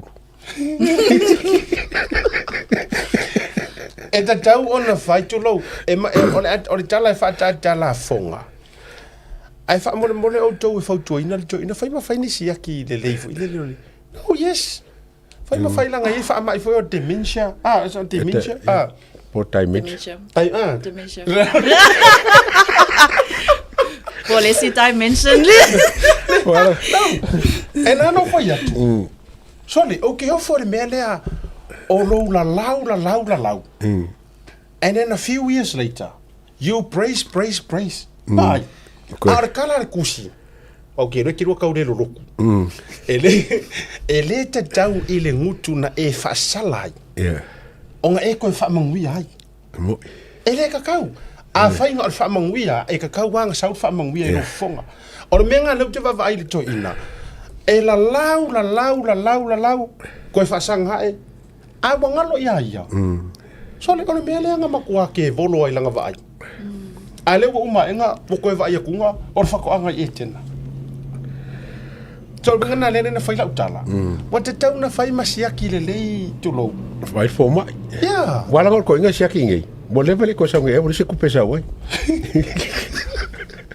O pa ke ki le fo pa ya. Lena o tala le no fa o ke fai ko. Le ro fo fa ko. Iu. O ka le. Ese sengale. Ai se ngo fo ni kamo e ke ro ai o ke ro ma se ro ai fo la o mas ko. Tete o me o folo loko. Leo matua o le se kai me makua le mafai nga fa vasenga. Le ko inga mafaufonga fa apia. Ia nga. O vai langa fa sala ngo fa karongi. Ko ki fa ko mo ka usawe e ave ka o le ko. Le halangi mai. Ya langi mai ya. Oi. E sauro. Ka ro mo kwa expose ka mo kwa fa la lo la langi do sa kule pa ave ka o. Ora kai mi esa wai.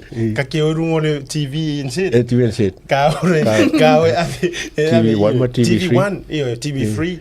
E la fa yai. La le sau ele sau par mia ele sau malu. Ai sau ko ila ro pop. Ai sau ko ngo o fa inga fa fia.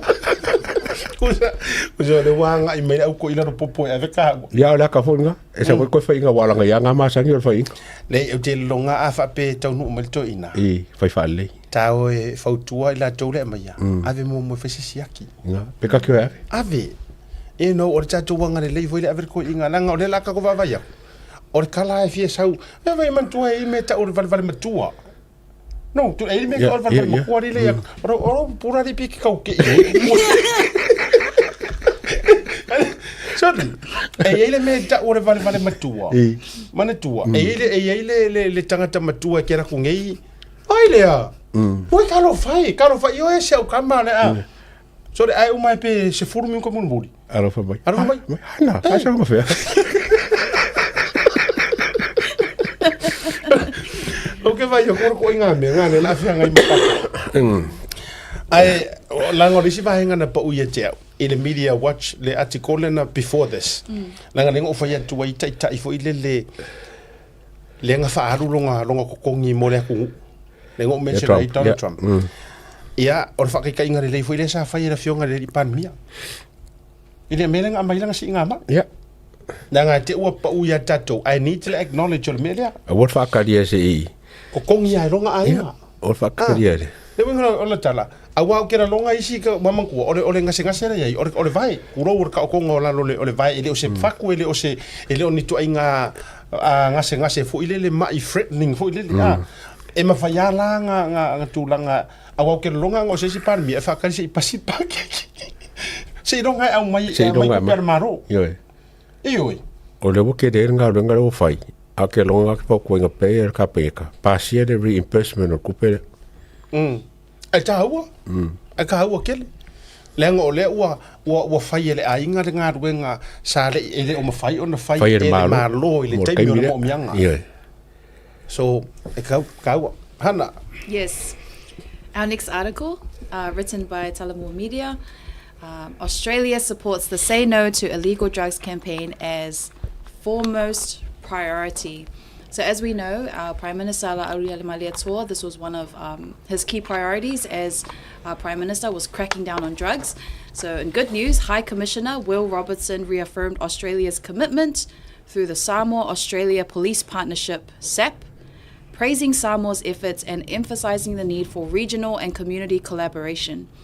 Australia is contributing expertise, border security support, and public awareness initiatives while also helping Pacific nations address drug-related health and social harms, including rising HIV cases, joint patrols, information sharing, and tighter border controls are all part of the broader strategy.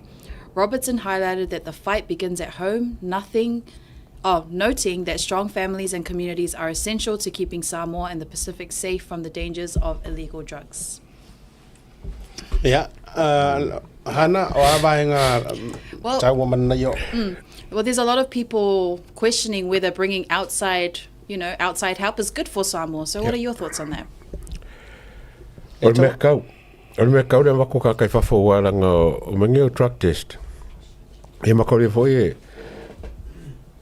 truck test e lua ko nga truck test a truck test foi pe koru pe masinga pe ongo vai aso e mo woi oi ai ko nga truck test foi le e kausanga wale mo le fa fonga la ko ngoi I think nga fa ko nga fai sa mo ris kami truck test nga fai nga bele le stress lo ke amenga se result e o mo kami eri amaya o nga falling on my war foot test le fonga le ngu trucks wo foi tres ngai leonga nela wo mer kami ere se me ai mo le manga Australia o se me le ke le bako Australia e wa la fan le coupe Australia o me mo le security pora ka kaunga ko fa kan sia ia Australia me o drones e siki wo le pora sa mo le nga sami o ko nga bao su e mo ka e fa drugs su e mo ka e fa me nga runga ko nga bao le lo o le fonga truck test ia wo fia longo walu au le fisa truck test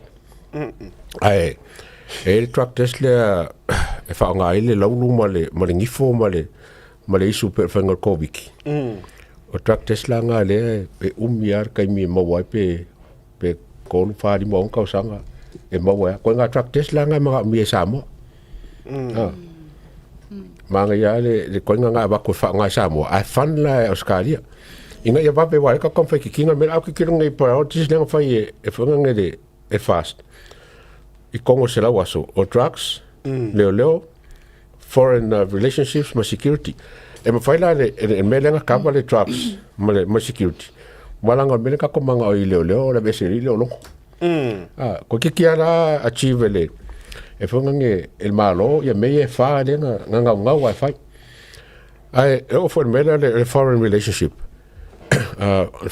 foreign affairs male relations e lua kanga kai e o mirki on menga ole fanga CEO of foreign affairs ma CEO of palmia ai be será ko luanga nga mana tua ma security nga felme nga ma wele alo Saul palmia o fele nga la koele le kelo me fole le Saul palmia le kongelo sis ola oye pupuye Saul palmia na tonwa a foi le winga na le ta faya ai ta tiri tala mamao le vaenga le na vatua I lunga o le promotion video le o nga Tasi Market article le e fa tai fo I le matanga ruenga al malo leo ia ma communities ma mai kalesia ia sa tu fatas i le promotinga o le tūlanga lea i le say no to illegal drugs. Samoa le atu nupe. Say no to illegal drugs. Say no to illegal drugs for a beautiful Samoa. Samoa, say no to illegal drugs. Ia le na, o le whaalauiloa lea ni? O whaalauiloa o ke msalo le saurenga sa wele ko misinga foi le manga o kwa io ya mele mo ka ko ngi sa ora mele fai. O le labe foi le manga e fai uma kangaka. A renga ka mo aku renga manga o fai truck test le lo ake. O le toinga drug test le mo miel te mine nei le ia lato. Walanga pe foi ta fai to le nei ya tunu nei fai nei mea. So se ngadwe ngai fai ai ma randomly. Tama foi le e to war fai tu lava mawaya. O ka wo ia. Oi, ma ku sanga uma mga fai ora drug test e sa we ko ku exact finger wenga pe te le fa wa. Ala ma wa result i la to. Kamana le fato a musumu ni muri to ma no le fai oi. Yeah, oh, whatever. So may you better have a good explanation. Ma me o tu ova no fa pena. Ali se explanation. A bala ngai le pe lo le fai ngole drug test le. O rongo winga lai ka ngai se team fo le monitor inga ma le system fo le inga ia random le kakala test o ngiro kakala test ka ole. Ia, a fo le fatu. O le fai nga tonu lava le na. E random foi lele. E le fa pe ke la ku fa pe mai lo supervisor. Hana le a taua Oscar misa o ko le drug test ni ka sulua. Ai mama. Yeah. E le ai longo inga. I think that's how it's done in New Zealand police too. Yeah. E random lava. Random. You know, e te la tu power va enga la e won mai. E la patai mai. Okay. Just a heads up. E ira ka ko random drug test e fa ngai. So o ai lava le ave. O nga. Mane tuala. O le la mai ngofo le mfanga malanga a yengi au para fu ko fe mere ke ka usola mai ka warifia. E ke ya rula e ave mo o e fate ala. Ya. Fa ke ala test. Ole me foi kom ki le maro mele wa ma ko le foi on mele consent form e den ka ko consent form nga foi ke mi nga employee ka ka ngi ka nga ngal malo a ke longa e ka o nga ye se foga nga se fa ka pengeka e pasi ai foi o test ngi ai foi se vote ko pa mengi e test ai foi puli test foi puli foi le vote ko pa mengi fu lo va ko le test foi puli ai foi le fa ka pengeka e test ai o foi ngal malo a veces me consent form Malaya au te loa ya o mea umai le a ngai le ia le le sila le fainga malo ma le awi luma ia o fufuanga fa ta toto ia wa ye foi isi vai ai me sia e ka ua yo makanga ngolo leo ma dio ko fingalo ono le tele le upu ma tala o le la munu ia ma fia ai le tautua ma le unanga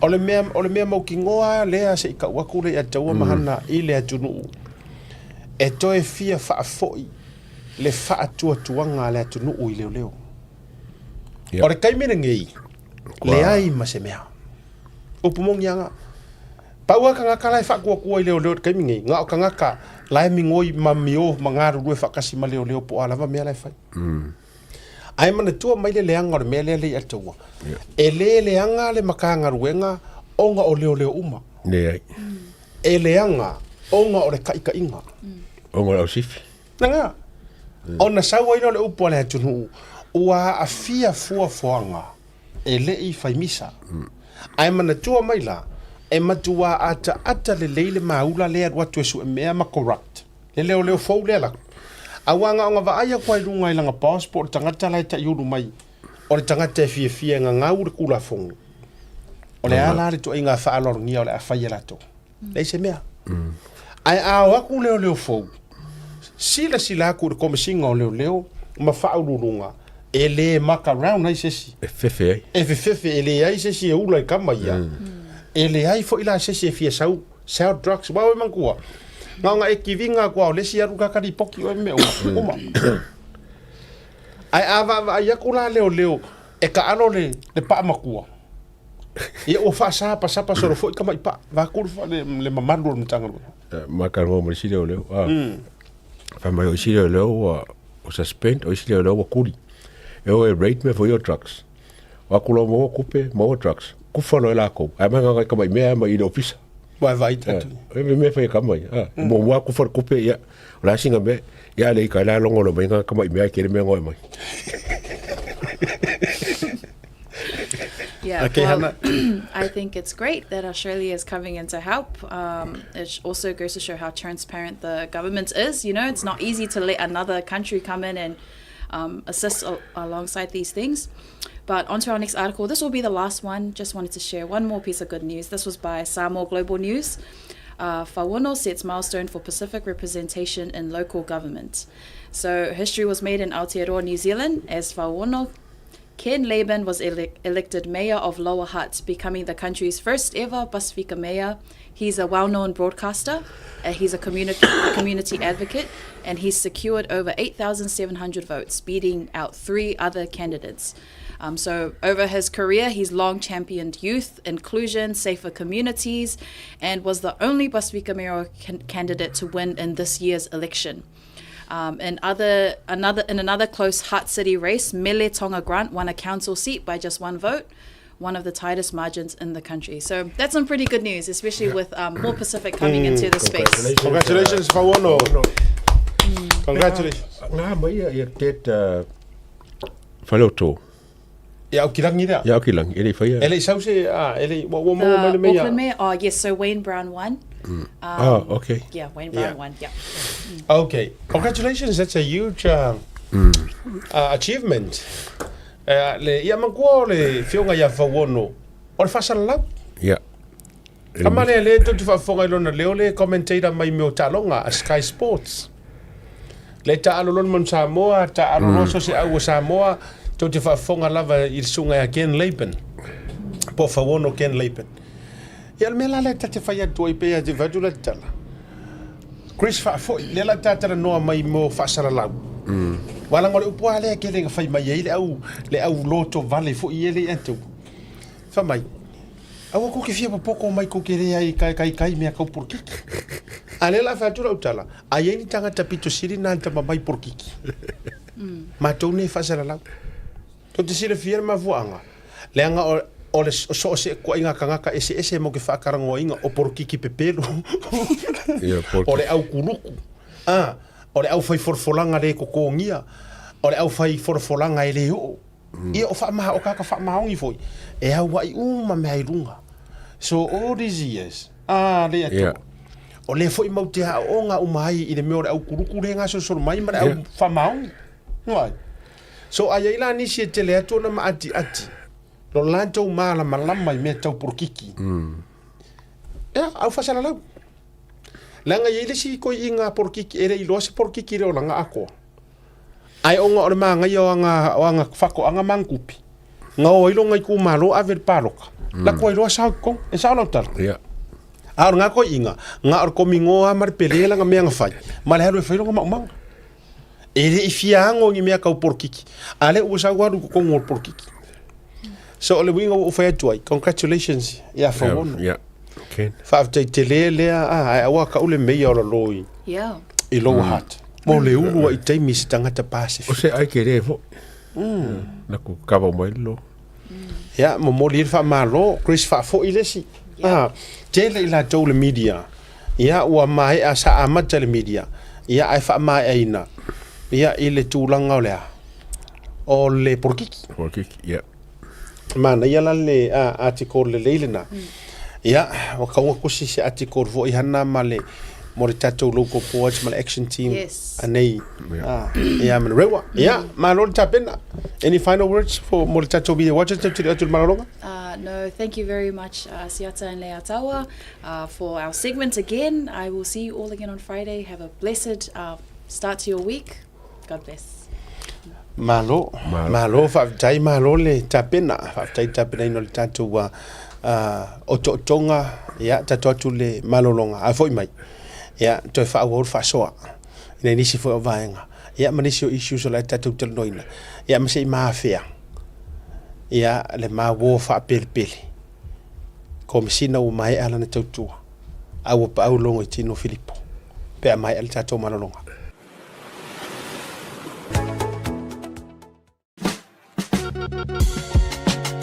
There is no better way to support the 685 than to buy locally sourced goods.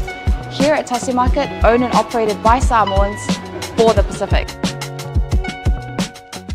Affordable funeral services. Whalemaliu, a tamawhanau Samoa, tonga i Okilani New Zealand nei, o oe malo aiga. Affordable funerals, o le tani mo te miti ngā, o le maliu maleoti. Mili mai noa, o lua tasi, valu o noiva, valu tasi o, mātou te o atu I lau maota e tala noa. Awa se tau whaamama a venga, mo to e saunginga, o le pele a te oe. Whakasau tai noa matangi a mosa, I le mōpai o lua tasi, valu o noiva, valu tasi o. Po le Facebook, Affordable Funeral Services. O le lau mua, pusa maliu teo wina, I mamanu Pasifika, whapea so seata o designs. E atangi ai lo la tau soifua mātango fie, ma le la le lei, au le lei. Awhisota I loa, matangi a mosa I le olu a tasi, valu o noiva, valu tasi o. Affordable Funeral Services tautua mo oe, ma ainga uma I New Zealand nei.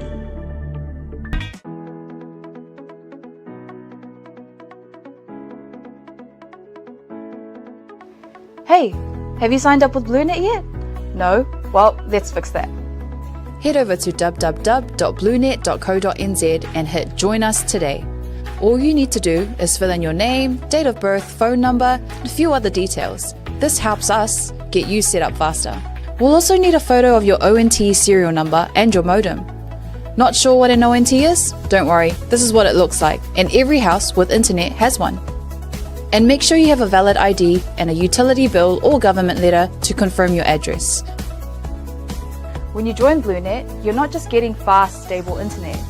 You're also supporting shows like Tautai A'e, Breaking Waves, and Sports Salanoa. Your BLUNET subscription helps us bring you more content. If you sign up this month, you get $10 off your first 3 months. If you have any questions, call 0800 258 638. Join BLUNET today. Taimela wati lea ua te ala iti ti lava. 2 minute wa te nei le tulafono. Taimea matou iau te ronei. Iau tatou hit proklame o tau te ia ni vanga o le fiafi. Ia, na inisi o tatou whaasalong whapisi nisi a wana I ngalo.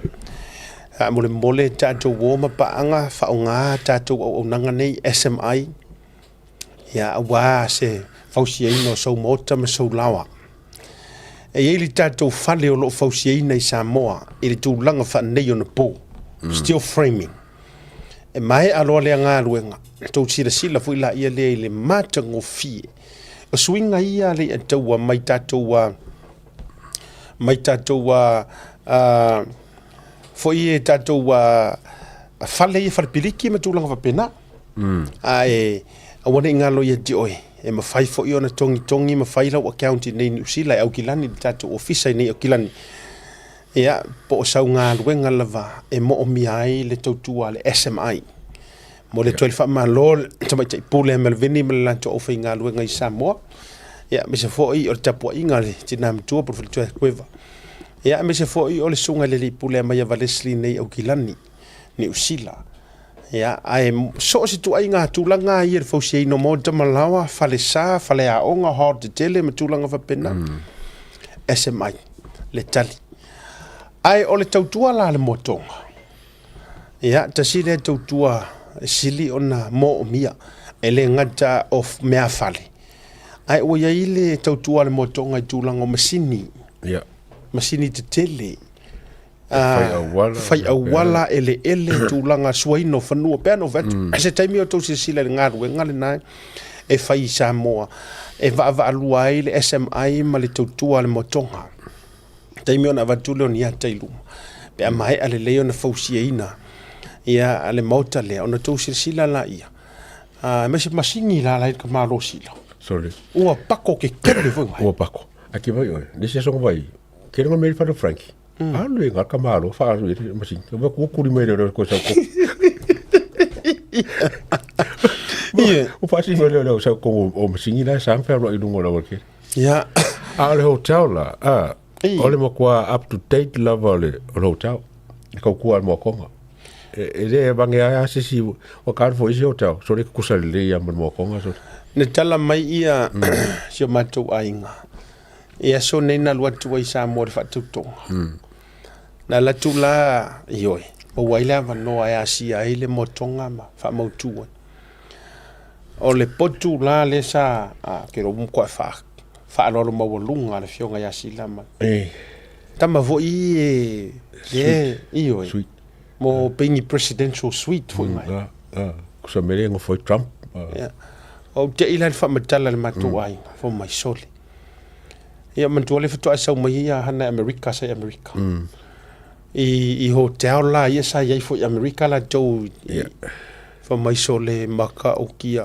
o va fa mai ele fa mai o fa mai le siria hana ia o le ale mo lunga o i meu stars fo i o le hotel 5 stars hotel fa lima ono ma le malunga o va ku o sila 20 stars ko se pasi mai le lima mala ka sa ai se kala moni lava moni Samoa e fia tonu le to sisim o le maa mapu ngale le to inga maa la e pior kama mai ka nga o le air condition o le ili tonu o uli me uma pusaisa mai ya wona inga lo le Tautuana Moatoga i Samoa tu langa o falitari malo tu langa o mea fale ma tu langa ioi ai mai se foi o masini ngā ruenga ma tu langa fa pena Moatoga is the go-to ya e foi niso tatou hotel pe o sanita e maniso hotel e foi tatou hotel son le la ili tatou hotel fo le la sau tonu le tatou poka ya ama tatou tutua la vai Samoa ya Australia tasia le kuka e te fesiringia o le tangata mai o le tamai titi mai palau li lua ia le fionga ia faʻasoa ia po le fionga faʻasoa ia le na JEVIK malana tautua le na le catering ia ma kukaina so o se tuaiga faamoemoe nai MELBOURNE aua nei galo ia maua nai atui foiluga misa ia vaega foʻi ia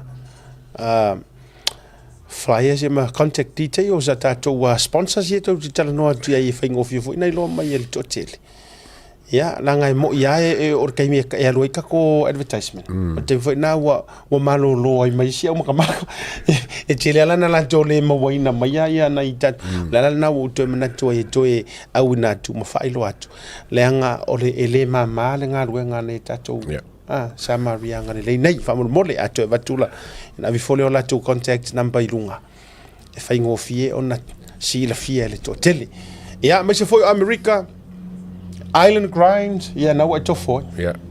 Sila pusenge sosi. Tia male. Kamo sosi. Ma tau tia le island grind. E foi la ko la i Las Vegas Ja. Male yo St. George. Ina la vaiuta. Ai mai se fo yo le tatu fale loa le Polynesian market. Te maua fo ina le tutua. Male au onanga. Mo tulanga te mo fo ina le merchandise tau te ina le Polynesian market ina i le sunga siu Australia fo yo lo ia le tatu fa loa ale tulanga le fo ile tatu fa Pacifica link Pacific link ina MELBOURNE Australia tasi le na fa le loa te suma tala au ia le fionga fo muina fa talo fa tu fo isi ta o estau so se o fo tu pola fale atua ma le Pacific Finance se taimi fo to e mata ma fa tatu fa tatano ngam so tanga ma le fionga tu pola fale atua tatu Pacific Finance E ai nei whaasisilanga ia sa tu ina tu e whaatau nuu ile whai unga vaso nei. A o mana tu leo la whaate atu le taimire nei, manue le whaasifo le tatou porkalame. O le siva le sa tu ufa moe whaia ile aso wharaile lea aso fia. Se fuluma le fitu. Na, misa se koe wifoa le flyer mua e whawhengo fia i tangata. O leo wasuia nei, le wasuia nei le tato le tonu lava. A whapea, sa whaatau o sau ticket, o sau lau sa pok mai ma tūlanga uma. Ua le whaatau nuina i le aso se fuluma le fitu, which is o le aso wharaile nei. Whaasisilanga lea whaalawa i tele, whaamone suli ma feoi, wo, ma paanga, paolo maningafa. O le ainga o anai, tai o lii, ai maise o le whaletua politinai ma tau aina anai. Ma ainga ma lava ma fue whai mai o lo tau si rafia mai runga o le flyer lea. Sa tu e whaile tātou fundraising i le aso wharaile nei se furu mo le fitu o ke topa. O lea ua to e tolo po ina. I le aso lua se furu ma le lua. Ia, sira mai le tātou flyer fau lea. Na ua wha highlighta tu le lanu mumu o le aso fau ma le tātou taimi. O le aso lua se furu ma le lua o Novema. Aso to anai o Novema lua se furu ma le lua. Ia le ua tu ina tu ai le tātou wha moe. So, same informations. Ai na o le tātou waso. Le na ua to e toro po i tua. Ma le anganga e tomu i le wha alo. Aro. Ia. Toi foi mai la ia le i le tā faʻasoa. O vai atu le meri mai le fionga ia moangu tia lose. Tomeniku. O le tangata ua masani me o drug test. Ia, wao. Pe whaakonu me drug test, ia. Tu sa whaafana drug test. Whaalua na whaiuru. O le la e saunua mai, asiata. E sa o le lei o mātou ia. E whai alau drug test te mine nā mauai lava i meli la i o le result i lau pos. Ia, e te ana e toi fwoi la ia lea. Ia maka i fwoi se koe ngā drug test. O drug test whaakowiki la ngā whaikakama. Puisu. Ngā ringa babi. Sa o la. Makau li hori si drug test. Langa ili si drug test e te alatu e te alu e iaitu. Kai pia kui ngolo koko. Ie. E oi, so enga whapena e se uma. Paua le vaenga taua le ataua. E te tau o na whai drug test. Whai, kaunga whai. A iei se maka ngā ruenga e a veri wha mua. O le lua lea. Ia. Leo, format. Ia. You know why? Le ngā kangakangi i le hendolinga le saunga le mū mara soifua manguia o Samoa. Sa. E sa lautal. Sa le. A e alaku ngei ai whaaku ma handle o e le leo o lai over. E makua o au kala uma ia la whaiaku. E matua ti ngā ia le fina ngalo le leo. O le whainga fo i le la whaiai oe. E whai whaasori ku la fongu. Le anga o lai over. Sa. The same thing happened i fo mai. A vakusef mai ki ngā inga a lai matua on fire on drugs. I le fo mai. Pora kausi mai. E matua le ke lava mapopole le tangata le ti ngā inga. Ia. Wa fo ilanga ole o anga ia mengi o drugs e ki kango wha eva lau. Pia o nganga vaiso. Ha eva lau over. Wha seki solo. No minga e fiu al tangata le fafo e mai. Sa so o ilo mara tui se. E le la ka mo lo se ba min ku E fiu no se. Alo minga la na le ina te faiatu. A iei se maka ngā ruenga e matua ave iei le wha mua ma ongoing le whainga o lako drug test. Maka ngā ruenga o malo le malo. Ai mesio le soifua malo roi. O na wha solo e lola ia le kiuke. Fui mu. La vea uma kwa ma fui mu i leo. Ia. La vea wa o mele le la ina o tu fui mu e le pepe mu ai kalari. I wala nga leo kuiska ka lai on fire. A kau le be mo ko i le falpui. Iyo. Nanga ke le foi le so ringa so. Ia. Antua. O lai o kuisi leo. O lai ve la ko o yeisi fui mu o la fu already under the influence. Lai wa already hot so la to ai tu foi tu fui me you already. Ia manga wasa o ile ko me so feeling hot. Nga kau fai kau nga hot ai ar mere la fai. Ma fu mai. ona ua tatau ona faise fuafuaga i le vaega le ale atau se fululua masinga le ua fai campaign funga al kakomalo ka lusia ia afa ku kausaga wa afa fo kilingi ngomengi mana ia e lē taitai o lo'u talitonuga nei i le feoga i le li'i palemia ma lana faiga malo aiai fo'i nisi mea e te ua tou silisilatu Samoa faapea mai te ua faatuatua ai e fai lava e iai vaenga e aveai le faamuamua e iai fo'i vaenga e leo ni priority ai fai lava e taunuu lava ma le tua mai fo'i e lei fausia roma i se aso se tasi ioi ai o vaenga o le a sila totoa le fionga le li palemia ma lana faiga malo o lo'o taoto ai le mo'omiaga le need wo o kakou le kama fo'i le ua danger ua fa'asolosolo kuikulaga faapena o inā e lē taumate o le atu'u iai le fa'amuamua i le tulaga o le tamao'aiga lelei o se tatou atunuu aioi auā o upu o fo'i mai australia o te whai atu matou whaasoa manai tangata o le asorusu lua Novema toi whaasao atu o tau ia tau te asorusu lua Novema le whaamoemoe le o tolo ia ele o le lua o ki topa o le lua Novema o le aso to'anai na auto e mo nisi le tau whaafisili mai le ai ele o se lua o ki topa lua Novema ok ma whaasoa manai nisi o tangata malanga mai Samoa lei rausingi le ia tau ana ma whaasoa ma se tai mana maliu whamai wa te ia lai no fonofo ma siona to lua lai roa le reia kanga ia ku la ua ku fafu awa te ile le musu atu le seri ar ka lai musu aku e ofu le ia fo pe foringa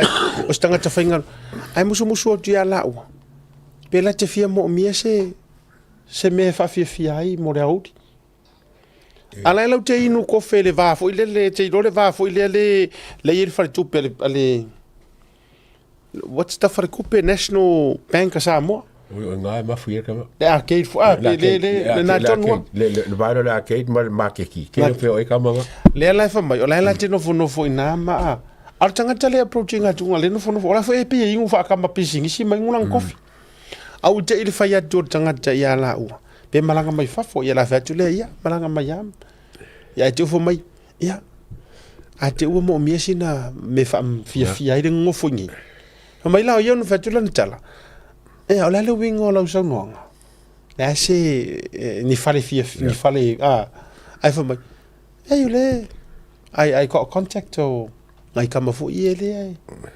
enjoy o ko fa mai enjoy o ko yo mai in short o leisa yo leisa ya ko sanga nga te fa toale lile o te le o ma fa mai lo ya ngai fuala o fa sainga le ngai ai sa mangai wa ya sa na uma tu ro lunga tanga tele savadi o tatou sila tula Samoa o lela o le kaka foi lela e dise kanga ka fai fai le aro na la e o fu le e fai tanga ma ka ko vai le fai ngara u fai le me Samoa nei o fa ko fu ku menga o Samoa o quero fa mai mga mi singa me yo la me e singa me foi ya o ke o ma o ma fa o la isan bere ka fa ma ya kai foi nga ke di lo le lo kon me le bo ere me le la wo ngi sorry ore mo kwa ke ngore li pokia a Samoa le melo ore pius ai ma sia kamar lo e ko e lua ya mafu anga lenga fa le la fa pulia la ore ava maros la be mal aisa male marwana le category la le kas mal melo fua those are the two things so le okay le ka ko sa mo ainga le piu sai ma sa wainga ainga e mana tu mai o aunga yole o aunga tasi nei aunga ole fala o fasaina le ole isa le atu e te ngofo ai ole tele ole amount o tamalo fua ole makua fa kupula ia.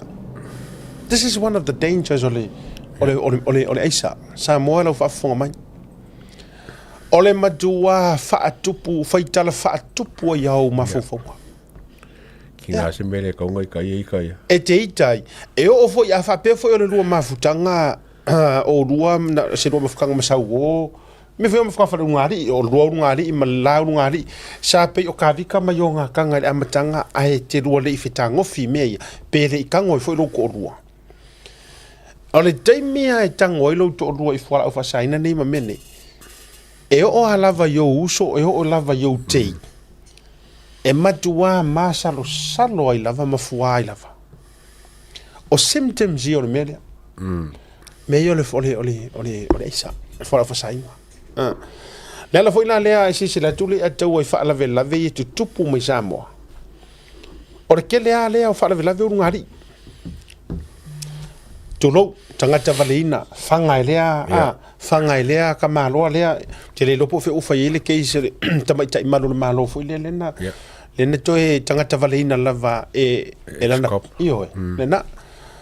O le ano haila, e mafua mai, ona o le whala au whasainga lea. E ke māsaro salo vale ai, ai mesera ko inga kama fo i le, e ke māngava mai, ai ke vai meo lai sa lai i ro fale ala ye masa wo ko sa le fo ko ala ko se singa la ko la era ko va peo e o fale ala tua ia por ha fo se ko inga va inga ke uba va ye ma ke ki ma tu longa va pena ona fa mo ia ya le o mafofo ho afianga le anga ya o nei ja fola fa sign mai ole a fa tu pula ia pe mark my words le fa fonga me sa mo ole a fa kupula ia pe tūlanga nei o le wha o lima o ta māro loa i o lato taito o lua po o lato girlfriend ia po o I love ali i tamaitai o le a wha tupula ia e mafua mai o ngā o le whala au whasainga tūlanga la lea e mo mia i le whai o se fufo o na tatou o mai la ia lea i le vaenga lea o vai atu ia ua tapisa o mai le totele o le to e wha ua wina o le kone karate ale songa le komisina ia haso mai la songa le atu wa ela fi wala nga kai mo moanga nga ko mea au diskaka nga ngai fe kara le kuri pule le kuri o fa ngo ngai o fa ngo pe fa la kele le pule le kuri le kulia okay ma kore fo ia le kon kala ke longo nga umara so los fulo you like na kala ngo inga ko fa fongo sa ro ko ya yungi an ko fa fola il mo mai ole opo mafai nga mai longo le ku se longo ko ngole ole ku spe pale ngai po ngi ola kon kala ke fa le aso ko fiel comme Singapore fa ile aso ko fiel comme Singapore fa kala ngo so lulu fa o sa vali le skofi ai ka penga le sobolete na ka mai la mai lo o langa fa kampangi ma me fa pengi e fa pese kana ka le kuria o le kuri le mele wa fo le kofi comme Singapore le ka o longo ilanga kusi lenga fa fiembe fa ko a ese ka me kofi comme Singapore sa ngelang kala lenga fa mai ole fai unga ka pengeka o se mea nga masalomia expected given le kelo kala o fai ia kelo kala o fai ia so ye ke aula ia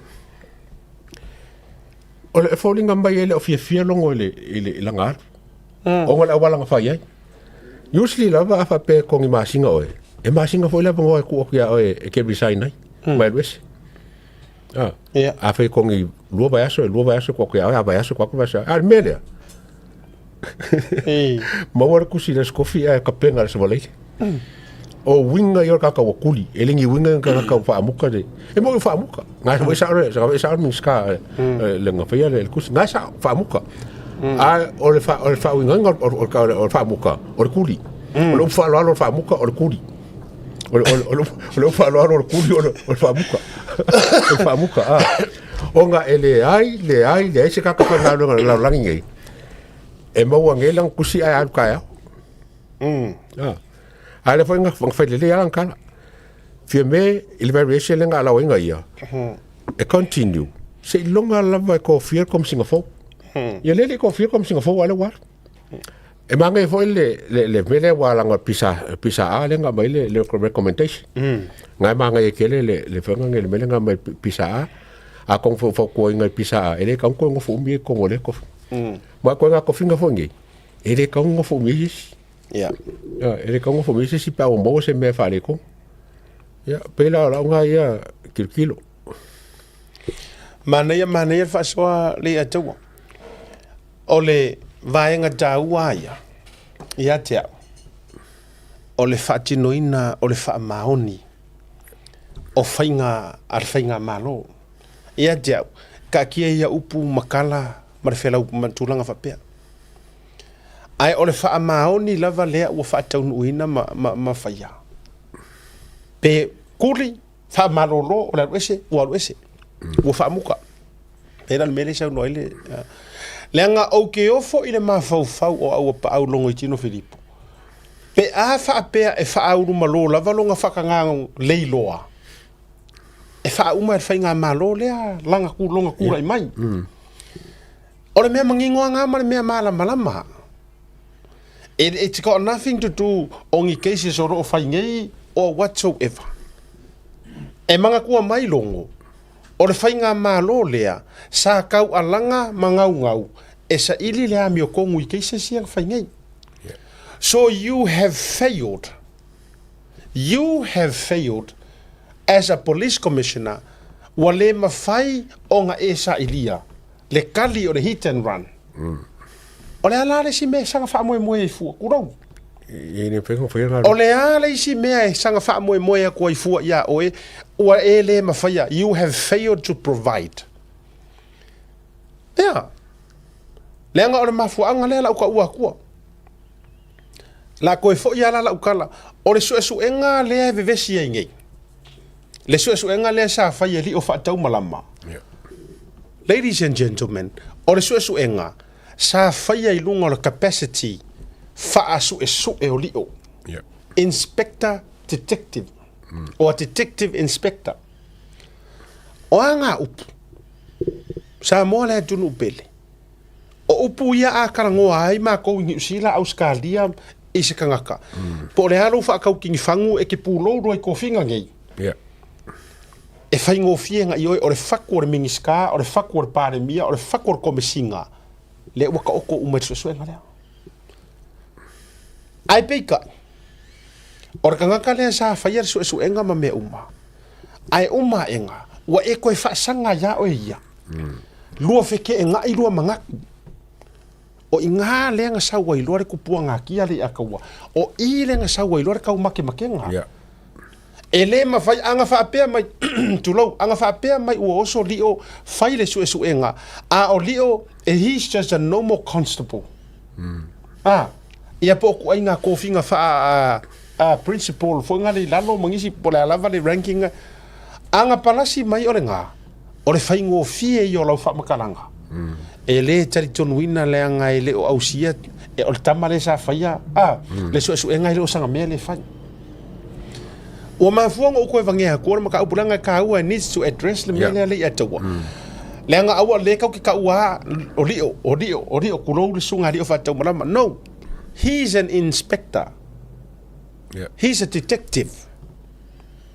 O fa upunga ngi ma fa makalanga ngi ele ma mai ko finga o akungi even in America. So ole maua lunga ole position ole officer. Ole fa alo ngia fo i nga o langa nga ruenga sa fai. Pe ka ila u oso mai lau sunga ko mesinga. E ngofo molia lau skanga ka su singia. O le ala le expectation o oe ya mako. O fea o le akua ia iso mako kala. O le mako mafaufaunga e ia la le mea whaalilo rilo le ukupu. Le anga e maua lulunga uma o ruoko finga. A le o ruoko e o head to head. Manga kua mai o oe o komisinga e ia ke oe le supreme authority. A o lau i o enga. E ngā lulu e hei leanga o vai ia o lima ia o lou mafau lea o lou faku lea kamaia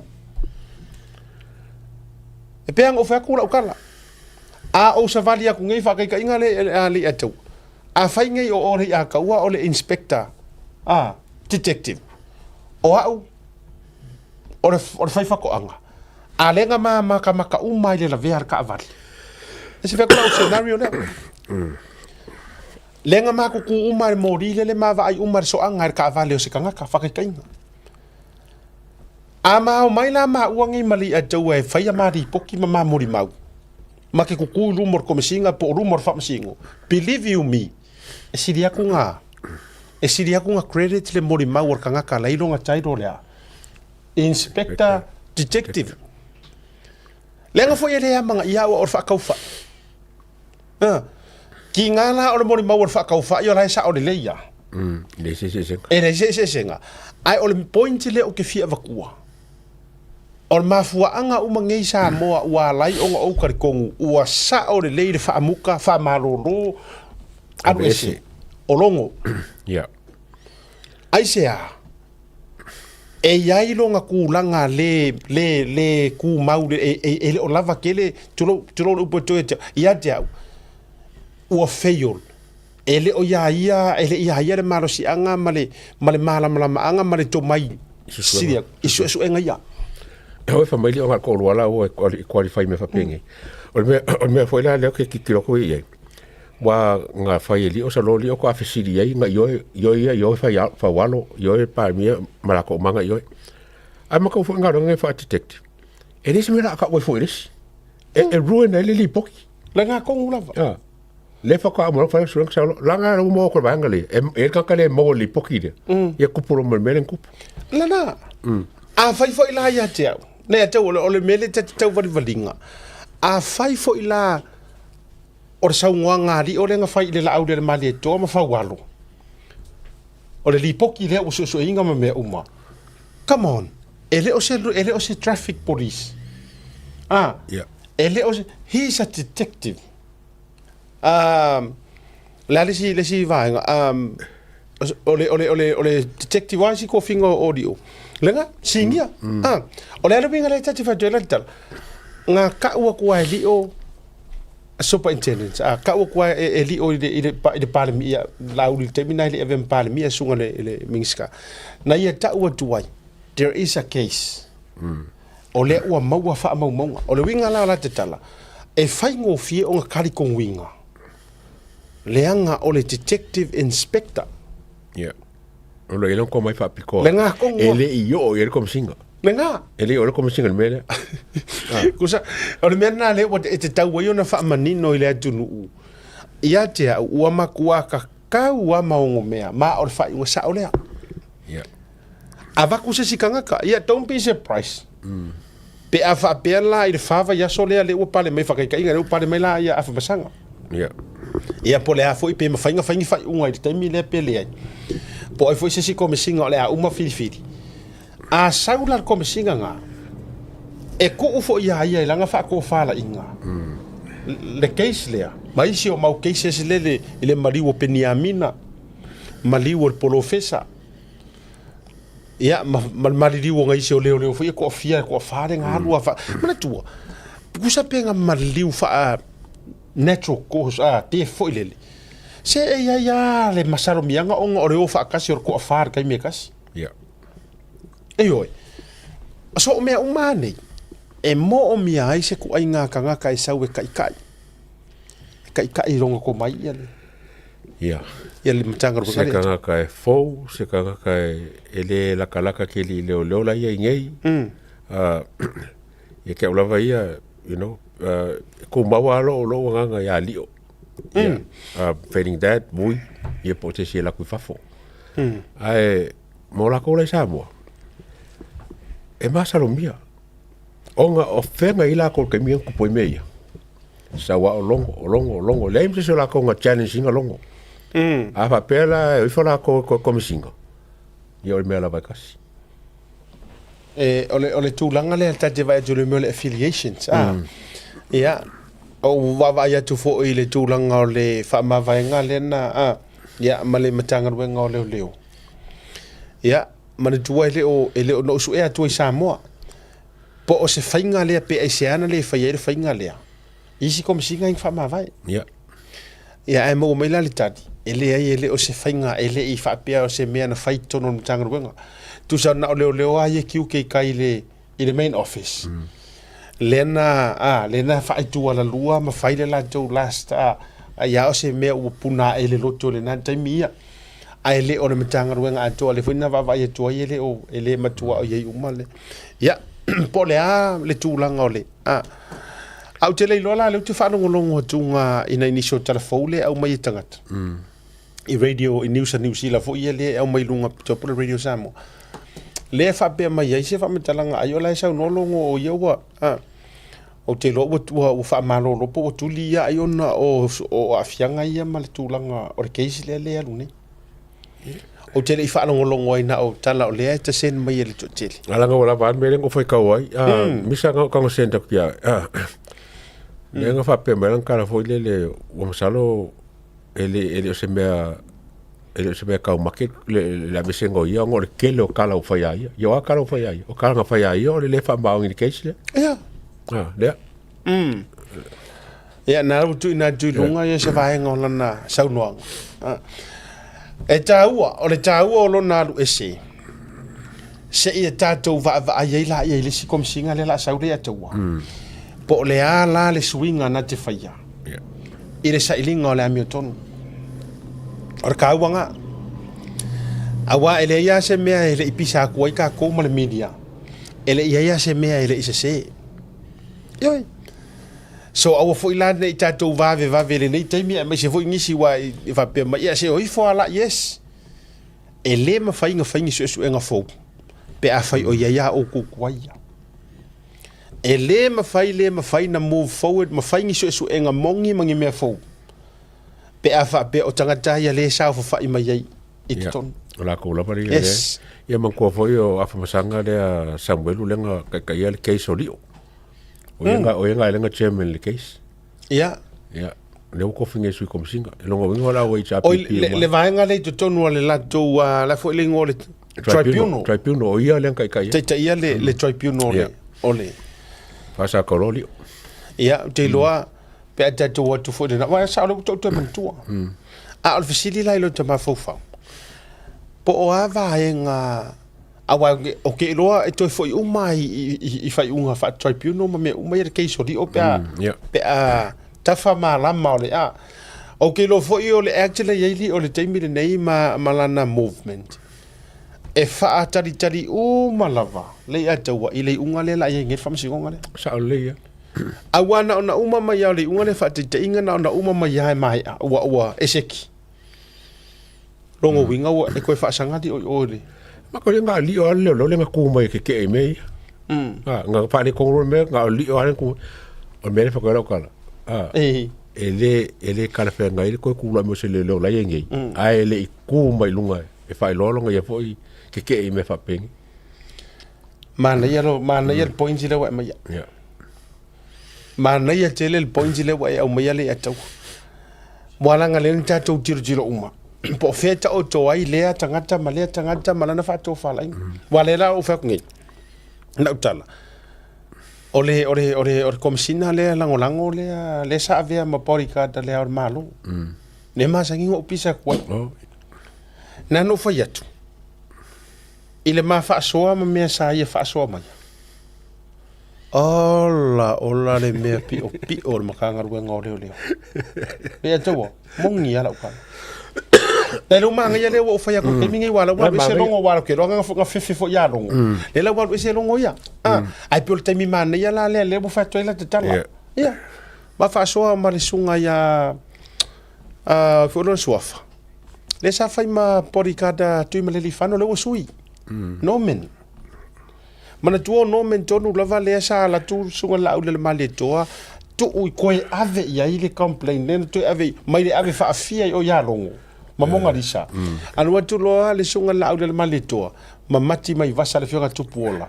mati mai vasa tu a o loa ya no men ma efo papa di efo le nga fa la wi loa mai ya sunga di te loa la se fa tu la tala sa mo le wo ma le tu wa ke loa le wo se fet ke por no men nga wa lu longo wo uma o te lo pe o longo nga o longo nga ka fa fe se fa tu la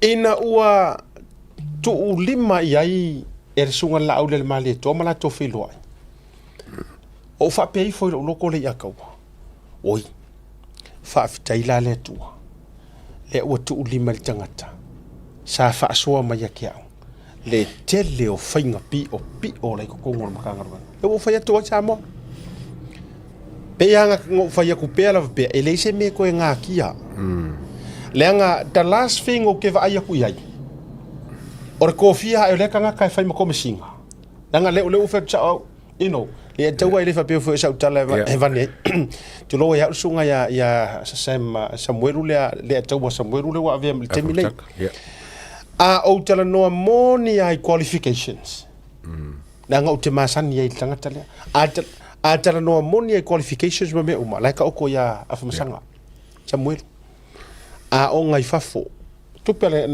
ave fafo ya in New York malama whatever me tu langa ye su enga me fa pena like to foi mai la utala le sa mo se fa tu ya nomen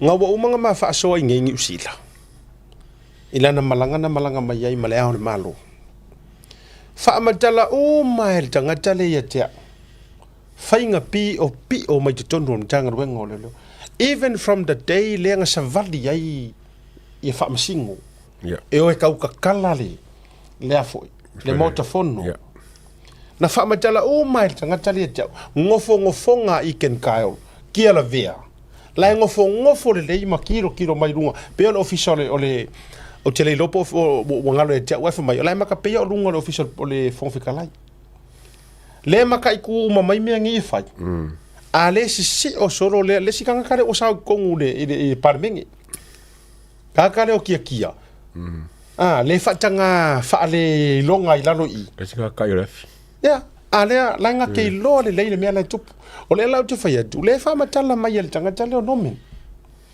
mana tu o tu fa so o la fa tala le e ai le kai mi test mai ai o hele tu o le manga ia I or faʻasoa le au so ngo mak faʻasoa ngi manga ia ma le lilo I manga ku nomen ia pesa ia silafia o le ai longa promotions o le la ave ia fai ma associate o le ale worker commissioner komisinga lango na fo ia tu lo le mele na malanga tu nei matoro lotu na fa manguia fo ia sia mato fi au ma upu wangi yor fa manguianga ave ia e tu ile ami otonu ale tu me kauria mea ia ka ore ami okong langa o lengo fa longo fa fonga fo ile au ngare tu o le mea o fa ale ami okong lenga di poki mai di mele tu ulo ia ima le challenge ia e tu o le a promote o e tu ma ai ki ku ile ami okong le lana ma tu fa longo Samoa wa fa le promotions wa fa masui komisinga pe komisinga lango ave ro ia la auri marquês o fa longo ku ro ka fa o fa fetai le tu kama kongui kama ia le wa afi ele o sina fia la sunga no men le wa maka le process o su kongo ia po fia kongo ku e fa mau o le lasikai mi anga sa mo anga fa longo marquês le ai o mai le so o fa malololongo kau ke le lo por verso fo o le tatu fa longo lo ya no me Usa mo mega wa mai se update turki o le mela le no fa to te ata o ke mi muri anga le to le ai ma se ko e o mai se ko e fai mai po fe o fai ai ona wa tu o loa po le ano na fia vevela tu mono na fia fa mauni e la tu lava ita pe u mai la lo longo na la tu mono na fia se ia ai watu e le me fai na tu pule na mea e fai si pul tausa mar purua fia tangata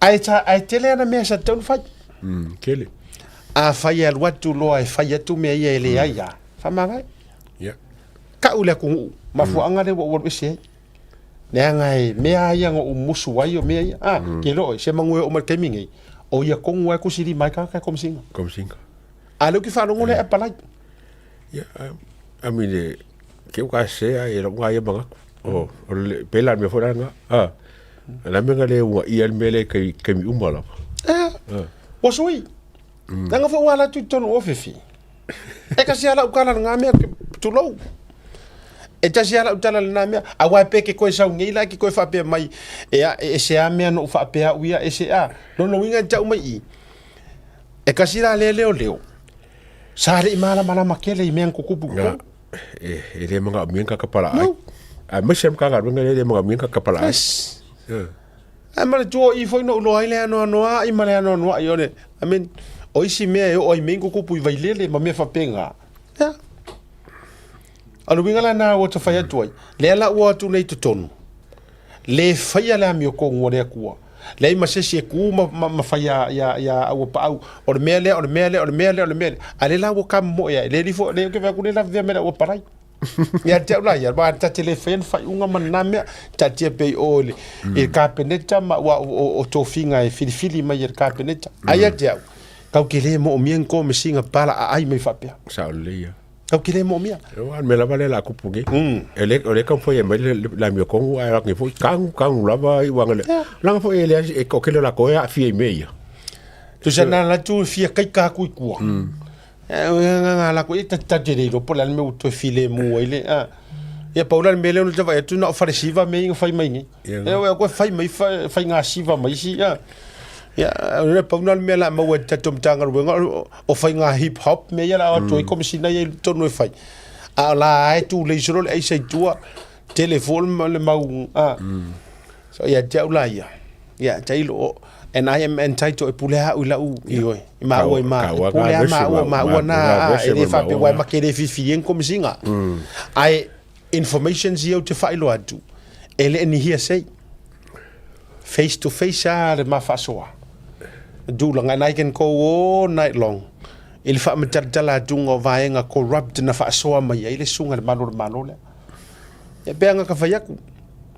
Kalale masangia, don't make promises when you're excited.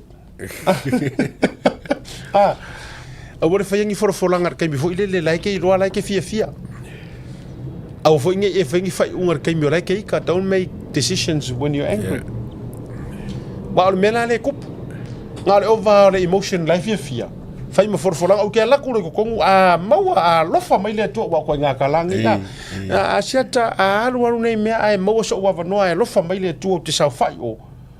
Maka le ye o le ale mo ke fasa onga le ria. Ai ngalo o upu eta ua mi tonu ina.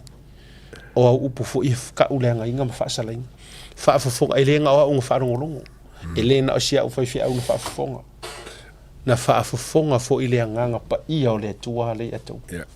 Fa mai ma le anganga o le tua. Ia, e te fo i lo i Samoa, promote lo ma oi. O le ase i kuula oi lunga o. Se i mako kilo ma mori ma winga, pe mo i au wha le lenga i au whai. O whiangi kau sanga karunga rui?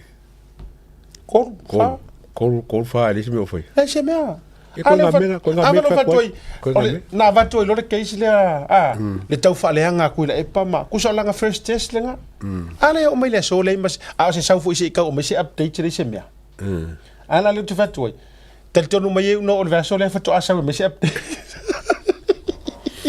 si le update ka le lo ia le ko le ala lo be o mai fa le na tonu lo a ia se mea Samoa ai ai se me to ai de pulo le sunga to fali o fa to malama tulo pa wa le or kanga fer fak ya pele fia ye pe pa o papa le to fa fonga malo ma kala le fa ya well tough luck o le problem le nga oi a o le mongi ya nga mo o miangi ko fa pengi pe ko ke fai mai o le amale ai ta sia tanga ta ye e si le fia me umanga o le tua ele fa pe o fa tu a mea o le kofa ya li o fa ka malama o se angeru e akoko le e fo se ma vai ngo so se tanga ta fa pena ele ato to fo ile uso yona tu langor nga ruenga ai nga pa wa le mea mo ke fia mi loa po ai ko ngwe sa we ka un fa ka ukala le fa maungi ya o fa maungi ma le ko le loko fa maungi o le pa wa nga ele mo o miangi o qualification ke le awa fa ko afisi ngia o qualification Pea e corrupt. Ke loi.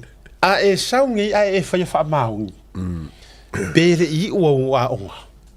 E le kai whesiringi a sesi ngiou whailonga. Pe a sila le kungu. E se le whaamaungi. Alu I lungo o a wala le tulafono. Whaavai lungo le alofa. Vai.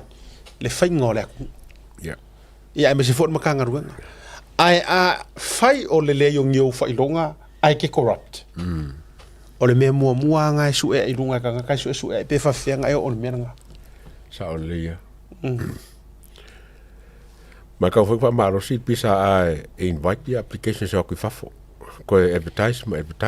Ia advertise fui Kongo Samoa. Fili la ka nga ba ma ka whakau ili. O kere mkwa whakukoinga ngisi o le. Mka le roengi. Wa ngai li. Nga o li o ka whakukoinga. A jiskanga ka kere whakukoi. Ia. Te lona inisi na o mata upore ni fia li e tawa. Ai si vai nga. O la joe whaasara laule vanoa whawa yaso. O le a se taimi foi o na tatou o na tau mai moa lea ma sila lea tunu. Ia o le a whailoa mai. Ia ila tau foi o le a foi le leo lewa apalai.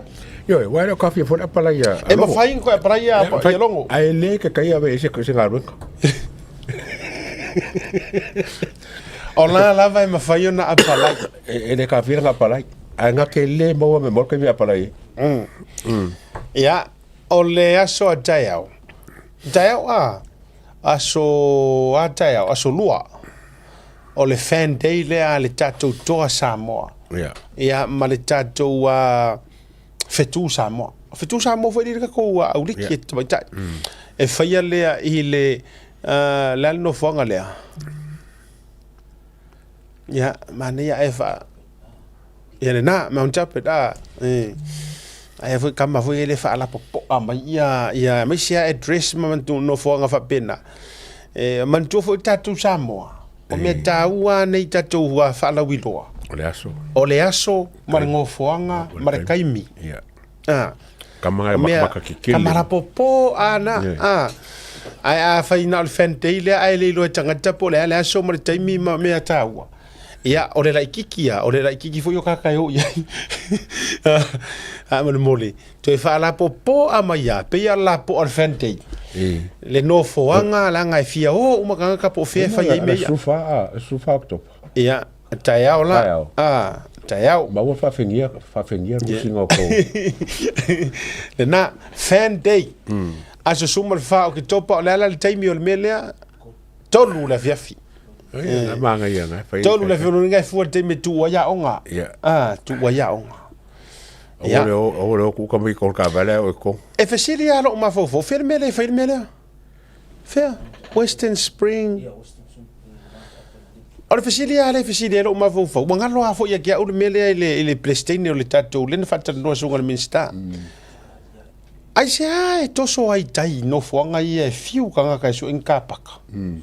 Ma ele ko kering isi. No one le fan day for il na ma to ia for.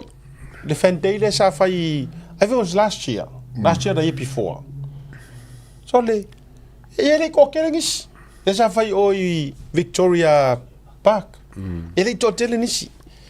Ala winga la tafa matalanga. Ma na ia foi le tu ala lo tu le fionga le prestini. Ia o tele ai fa la ka ko ala. Ai o tele o lo po i tonu e fito i tonu ma mene.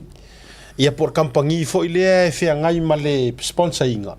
O le Pacific Cast po po tele o lo po tu maula ia pe al Pacific Cast la ia pe ia. Ia o tele lo sponsors foi i tele na fe ngai ma mene. Ia tia. Se mai I Manurewa. Ia mo ko Samoa, Manurewa. Lai mangua mo pakaya nga, le pakakele nga le faasanga le Mato Sports Club nga ringan. Pe mai I mangele. Le pakanga le faasanga mai le Mota Samoa le aru nga ikai. Pe avi foi o Tara. Me kum ka. Me ia le Samoa. Makapaka. Ia oi foi o le me foi afai mai mana tole au palangi. Ia kali ai ka ko ia we ko ngo ofisa mata to we o fai tala me fo pena. O le mafuanga fo na le man to fo le mele le to te fina we. e o ka ko ka Pasifika e o i rungo lau ia fai kongu e le nga ole ko kuri mo moe ma mau ko kongi ma laungi ai o e fai ma faʻasoa manatu ia te ora matua faatutunga tamako fiu fo suangi ka paka i kai ngame ia umala e fai la o kaika ora fainga kanga mau se ka paka ai mau ai o kara ko to ia ko fo e fa ale mala pe ticket ele mala uma tatou sa fa ukilani i tūlanga o whainga o Kairiciti waile ngā ole au pāralangi a whakasi a fo i Samoa e fia o i Kairiciti. Tasi le vaenga e whataua fo i mese a tau mo o mia le lango o Samoa au mai le mei i Samoa. Manga ia. Mei le Pasifika. Au mai le mei le Pasifika. Ia South Auckland lava ngome kasi. Number one South Auckland. Ai le ole e tau te mo o mia le lango o Samoa e ave i kai le mei i papalangi. Ya, o tō ngā mea whewhera lau konga. Whandeia konga. E le te tei misi i le o tau. Le paka le wā o tau mpap toi. E le misi ai ngā konga i kausanga uma. Te le tonu mai whewhera le whandeia tonga le la iai. E au mai ai tonga e au mai le mea i o la tu tangata. Mo mia la ka koul mea ngā. Tatou i e sponsor ma tūlanga le whaia tonu i vaenga ia. Ya, le wai tu ai tau nul tatou au a. Ya, ana le se vai ngana na le la. Tato au to Samoa. Ya, le ona to ai tau nu mai. Ya, i le tato mala vale le au kilani. Ya, ele fetau ila tate le faiatula tate le fante ila ngai le fetau ia vai kai mo por kalame. Kai binga le fai. Ma ne foi pena foi se weekend au yo le all the best. I want ingalo na fatau so ticket. Mo le talonga ma tau tia. Ya, o le talonga foi so le fai sari. Kalo ngau mua fai asa. Le sketch o ako ke wako fai mua asa. Ya, wane ngalo le talonga e fai le fia la sa. E fai lo ia i fatau so tickets rono winga e umalo le lotu. Sau lo mata matai. Ni te fuwa e sau fa mua ka longa e le arwe le rok. Tato wo mo le lotu ni tato mai la ia le. Tapua il tato au le la tato ma lor kiwi. Ya nga. Taurunga programa nei vanga o le fiafi na oni sio nei fa silanga ia una ingalo. Tatou i MELBOURNE nei ngalo fa fianga le ile so valu November. So valu November tatou feilo ia i MELBOURNE fa ali la lango le fa mo ele tatou JEVIK fia male at night. Ia le ala a mawai fo i male vano au te malanga i ole tau ia rope o kwanga kai miwa. Wa fo ile wa ke le se pa ke JEVIK ka ki aku umai. Ole so Malaysia. Ia o ila MELBOURNE o la so valu fa mo lea ia e so o ilo masini o le aso se fulu ma le lima no ngor weekend na le ko i va nga ka ma la usingi me i fa mo fale atua tu pola fale atua ai mai se uso ia mno ia ma auto ma lava tatu ai ngai na ia wo ma au me mai tatu Pacific Finance me se for tatu Pacific Freight Alex alto tele ia tatu feilo ai nai sini ai me se foi la ka ma la na uso ia kepu yo tatu feilo ai na ile so se furu ma le lima November ile fa mo na sini Australia ole so valo November MELBOURNE ai so as furu ma le lima November ole akoso ma loli food truck vai koso ma ku me fa ka o food truck e ai la le meta o le la forka un chicken foi le fa Hawaii ole luau ne ai le luau lo psamo ole halo le chicken huli that's the word halo huli kam marale mare sosi le pinger ko ia mo le fa tau foi mo tanto merchandise le Tautai A'e mo sini ai le fa tawina la vai nai sini ia auto te pole kele au complain mai te au plan me mai e se ro foi me fa pico se te alua ave na MELBOURNE ma Brisbane ia le la tanto feilo ia na mawailo pulo mawaile fusiua mawaile mitiafu Tautai A'e ia faitanga tau te al uma ia ina ile fa mo la so mo lima November o le fa silanga le nei mai ile matafale a Seattle siva so mai fio mai matala mai au o le afa ia tatou tau sala po le posiva ile aso to na yo o ke topa se furu mo le valu no foanga SDA Hall ia le address now tuina taimi ono i le afiafi ma mafari tau mafutanga mai se foi o le musika mali ia o le lango malosi o sio matou nuu o matai siaro fast ainga ia famole fa mai le ofisa mo nisi o fasili fa mole le fionga le tulafono a fa masanga to le afo le numero tuina tulunga le fionga i le teu oloa a for Blake ia e mai se foi o fuatino la ulu o le failau tusi ia mo nisi o fa matalanga lango le tatou fa moenga le tatou Seahawks ia le tatou nu o matai ia ma le fast ainga ia tau walunga la i o le programe to e fa mana tuatu le fa moe le tu e fa ile aso Friday nei ua tolo poina mo le aso lua se furu ma le lua o November Masing folk ina le Manhattan so la to uma sa sauni ke kepu o vai le aso Friday nei le Manhattan fa tai foi le pulenga ia ono le tali se pai ona i to e fesuia inga i nei foi vai aso le tau se vai ne uma kau ia maul fali tato fira ia staya mangai tato fira ila so tau a seta mali taua soifua mai manuia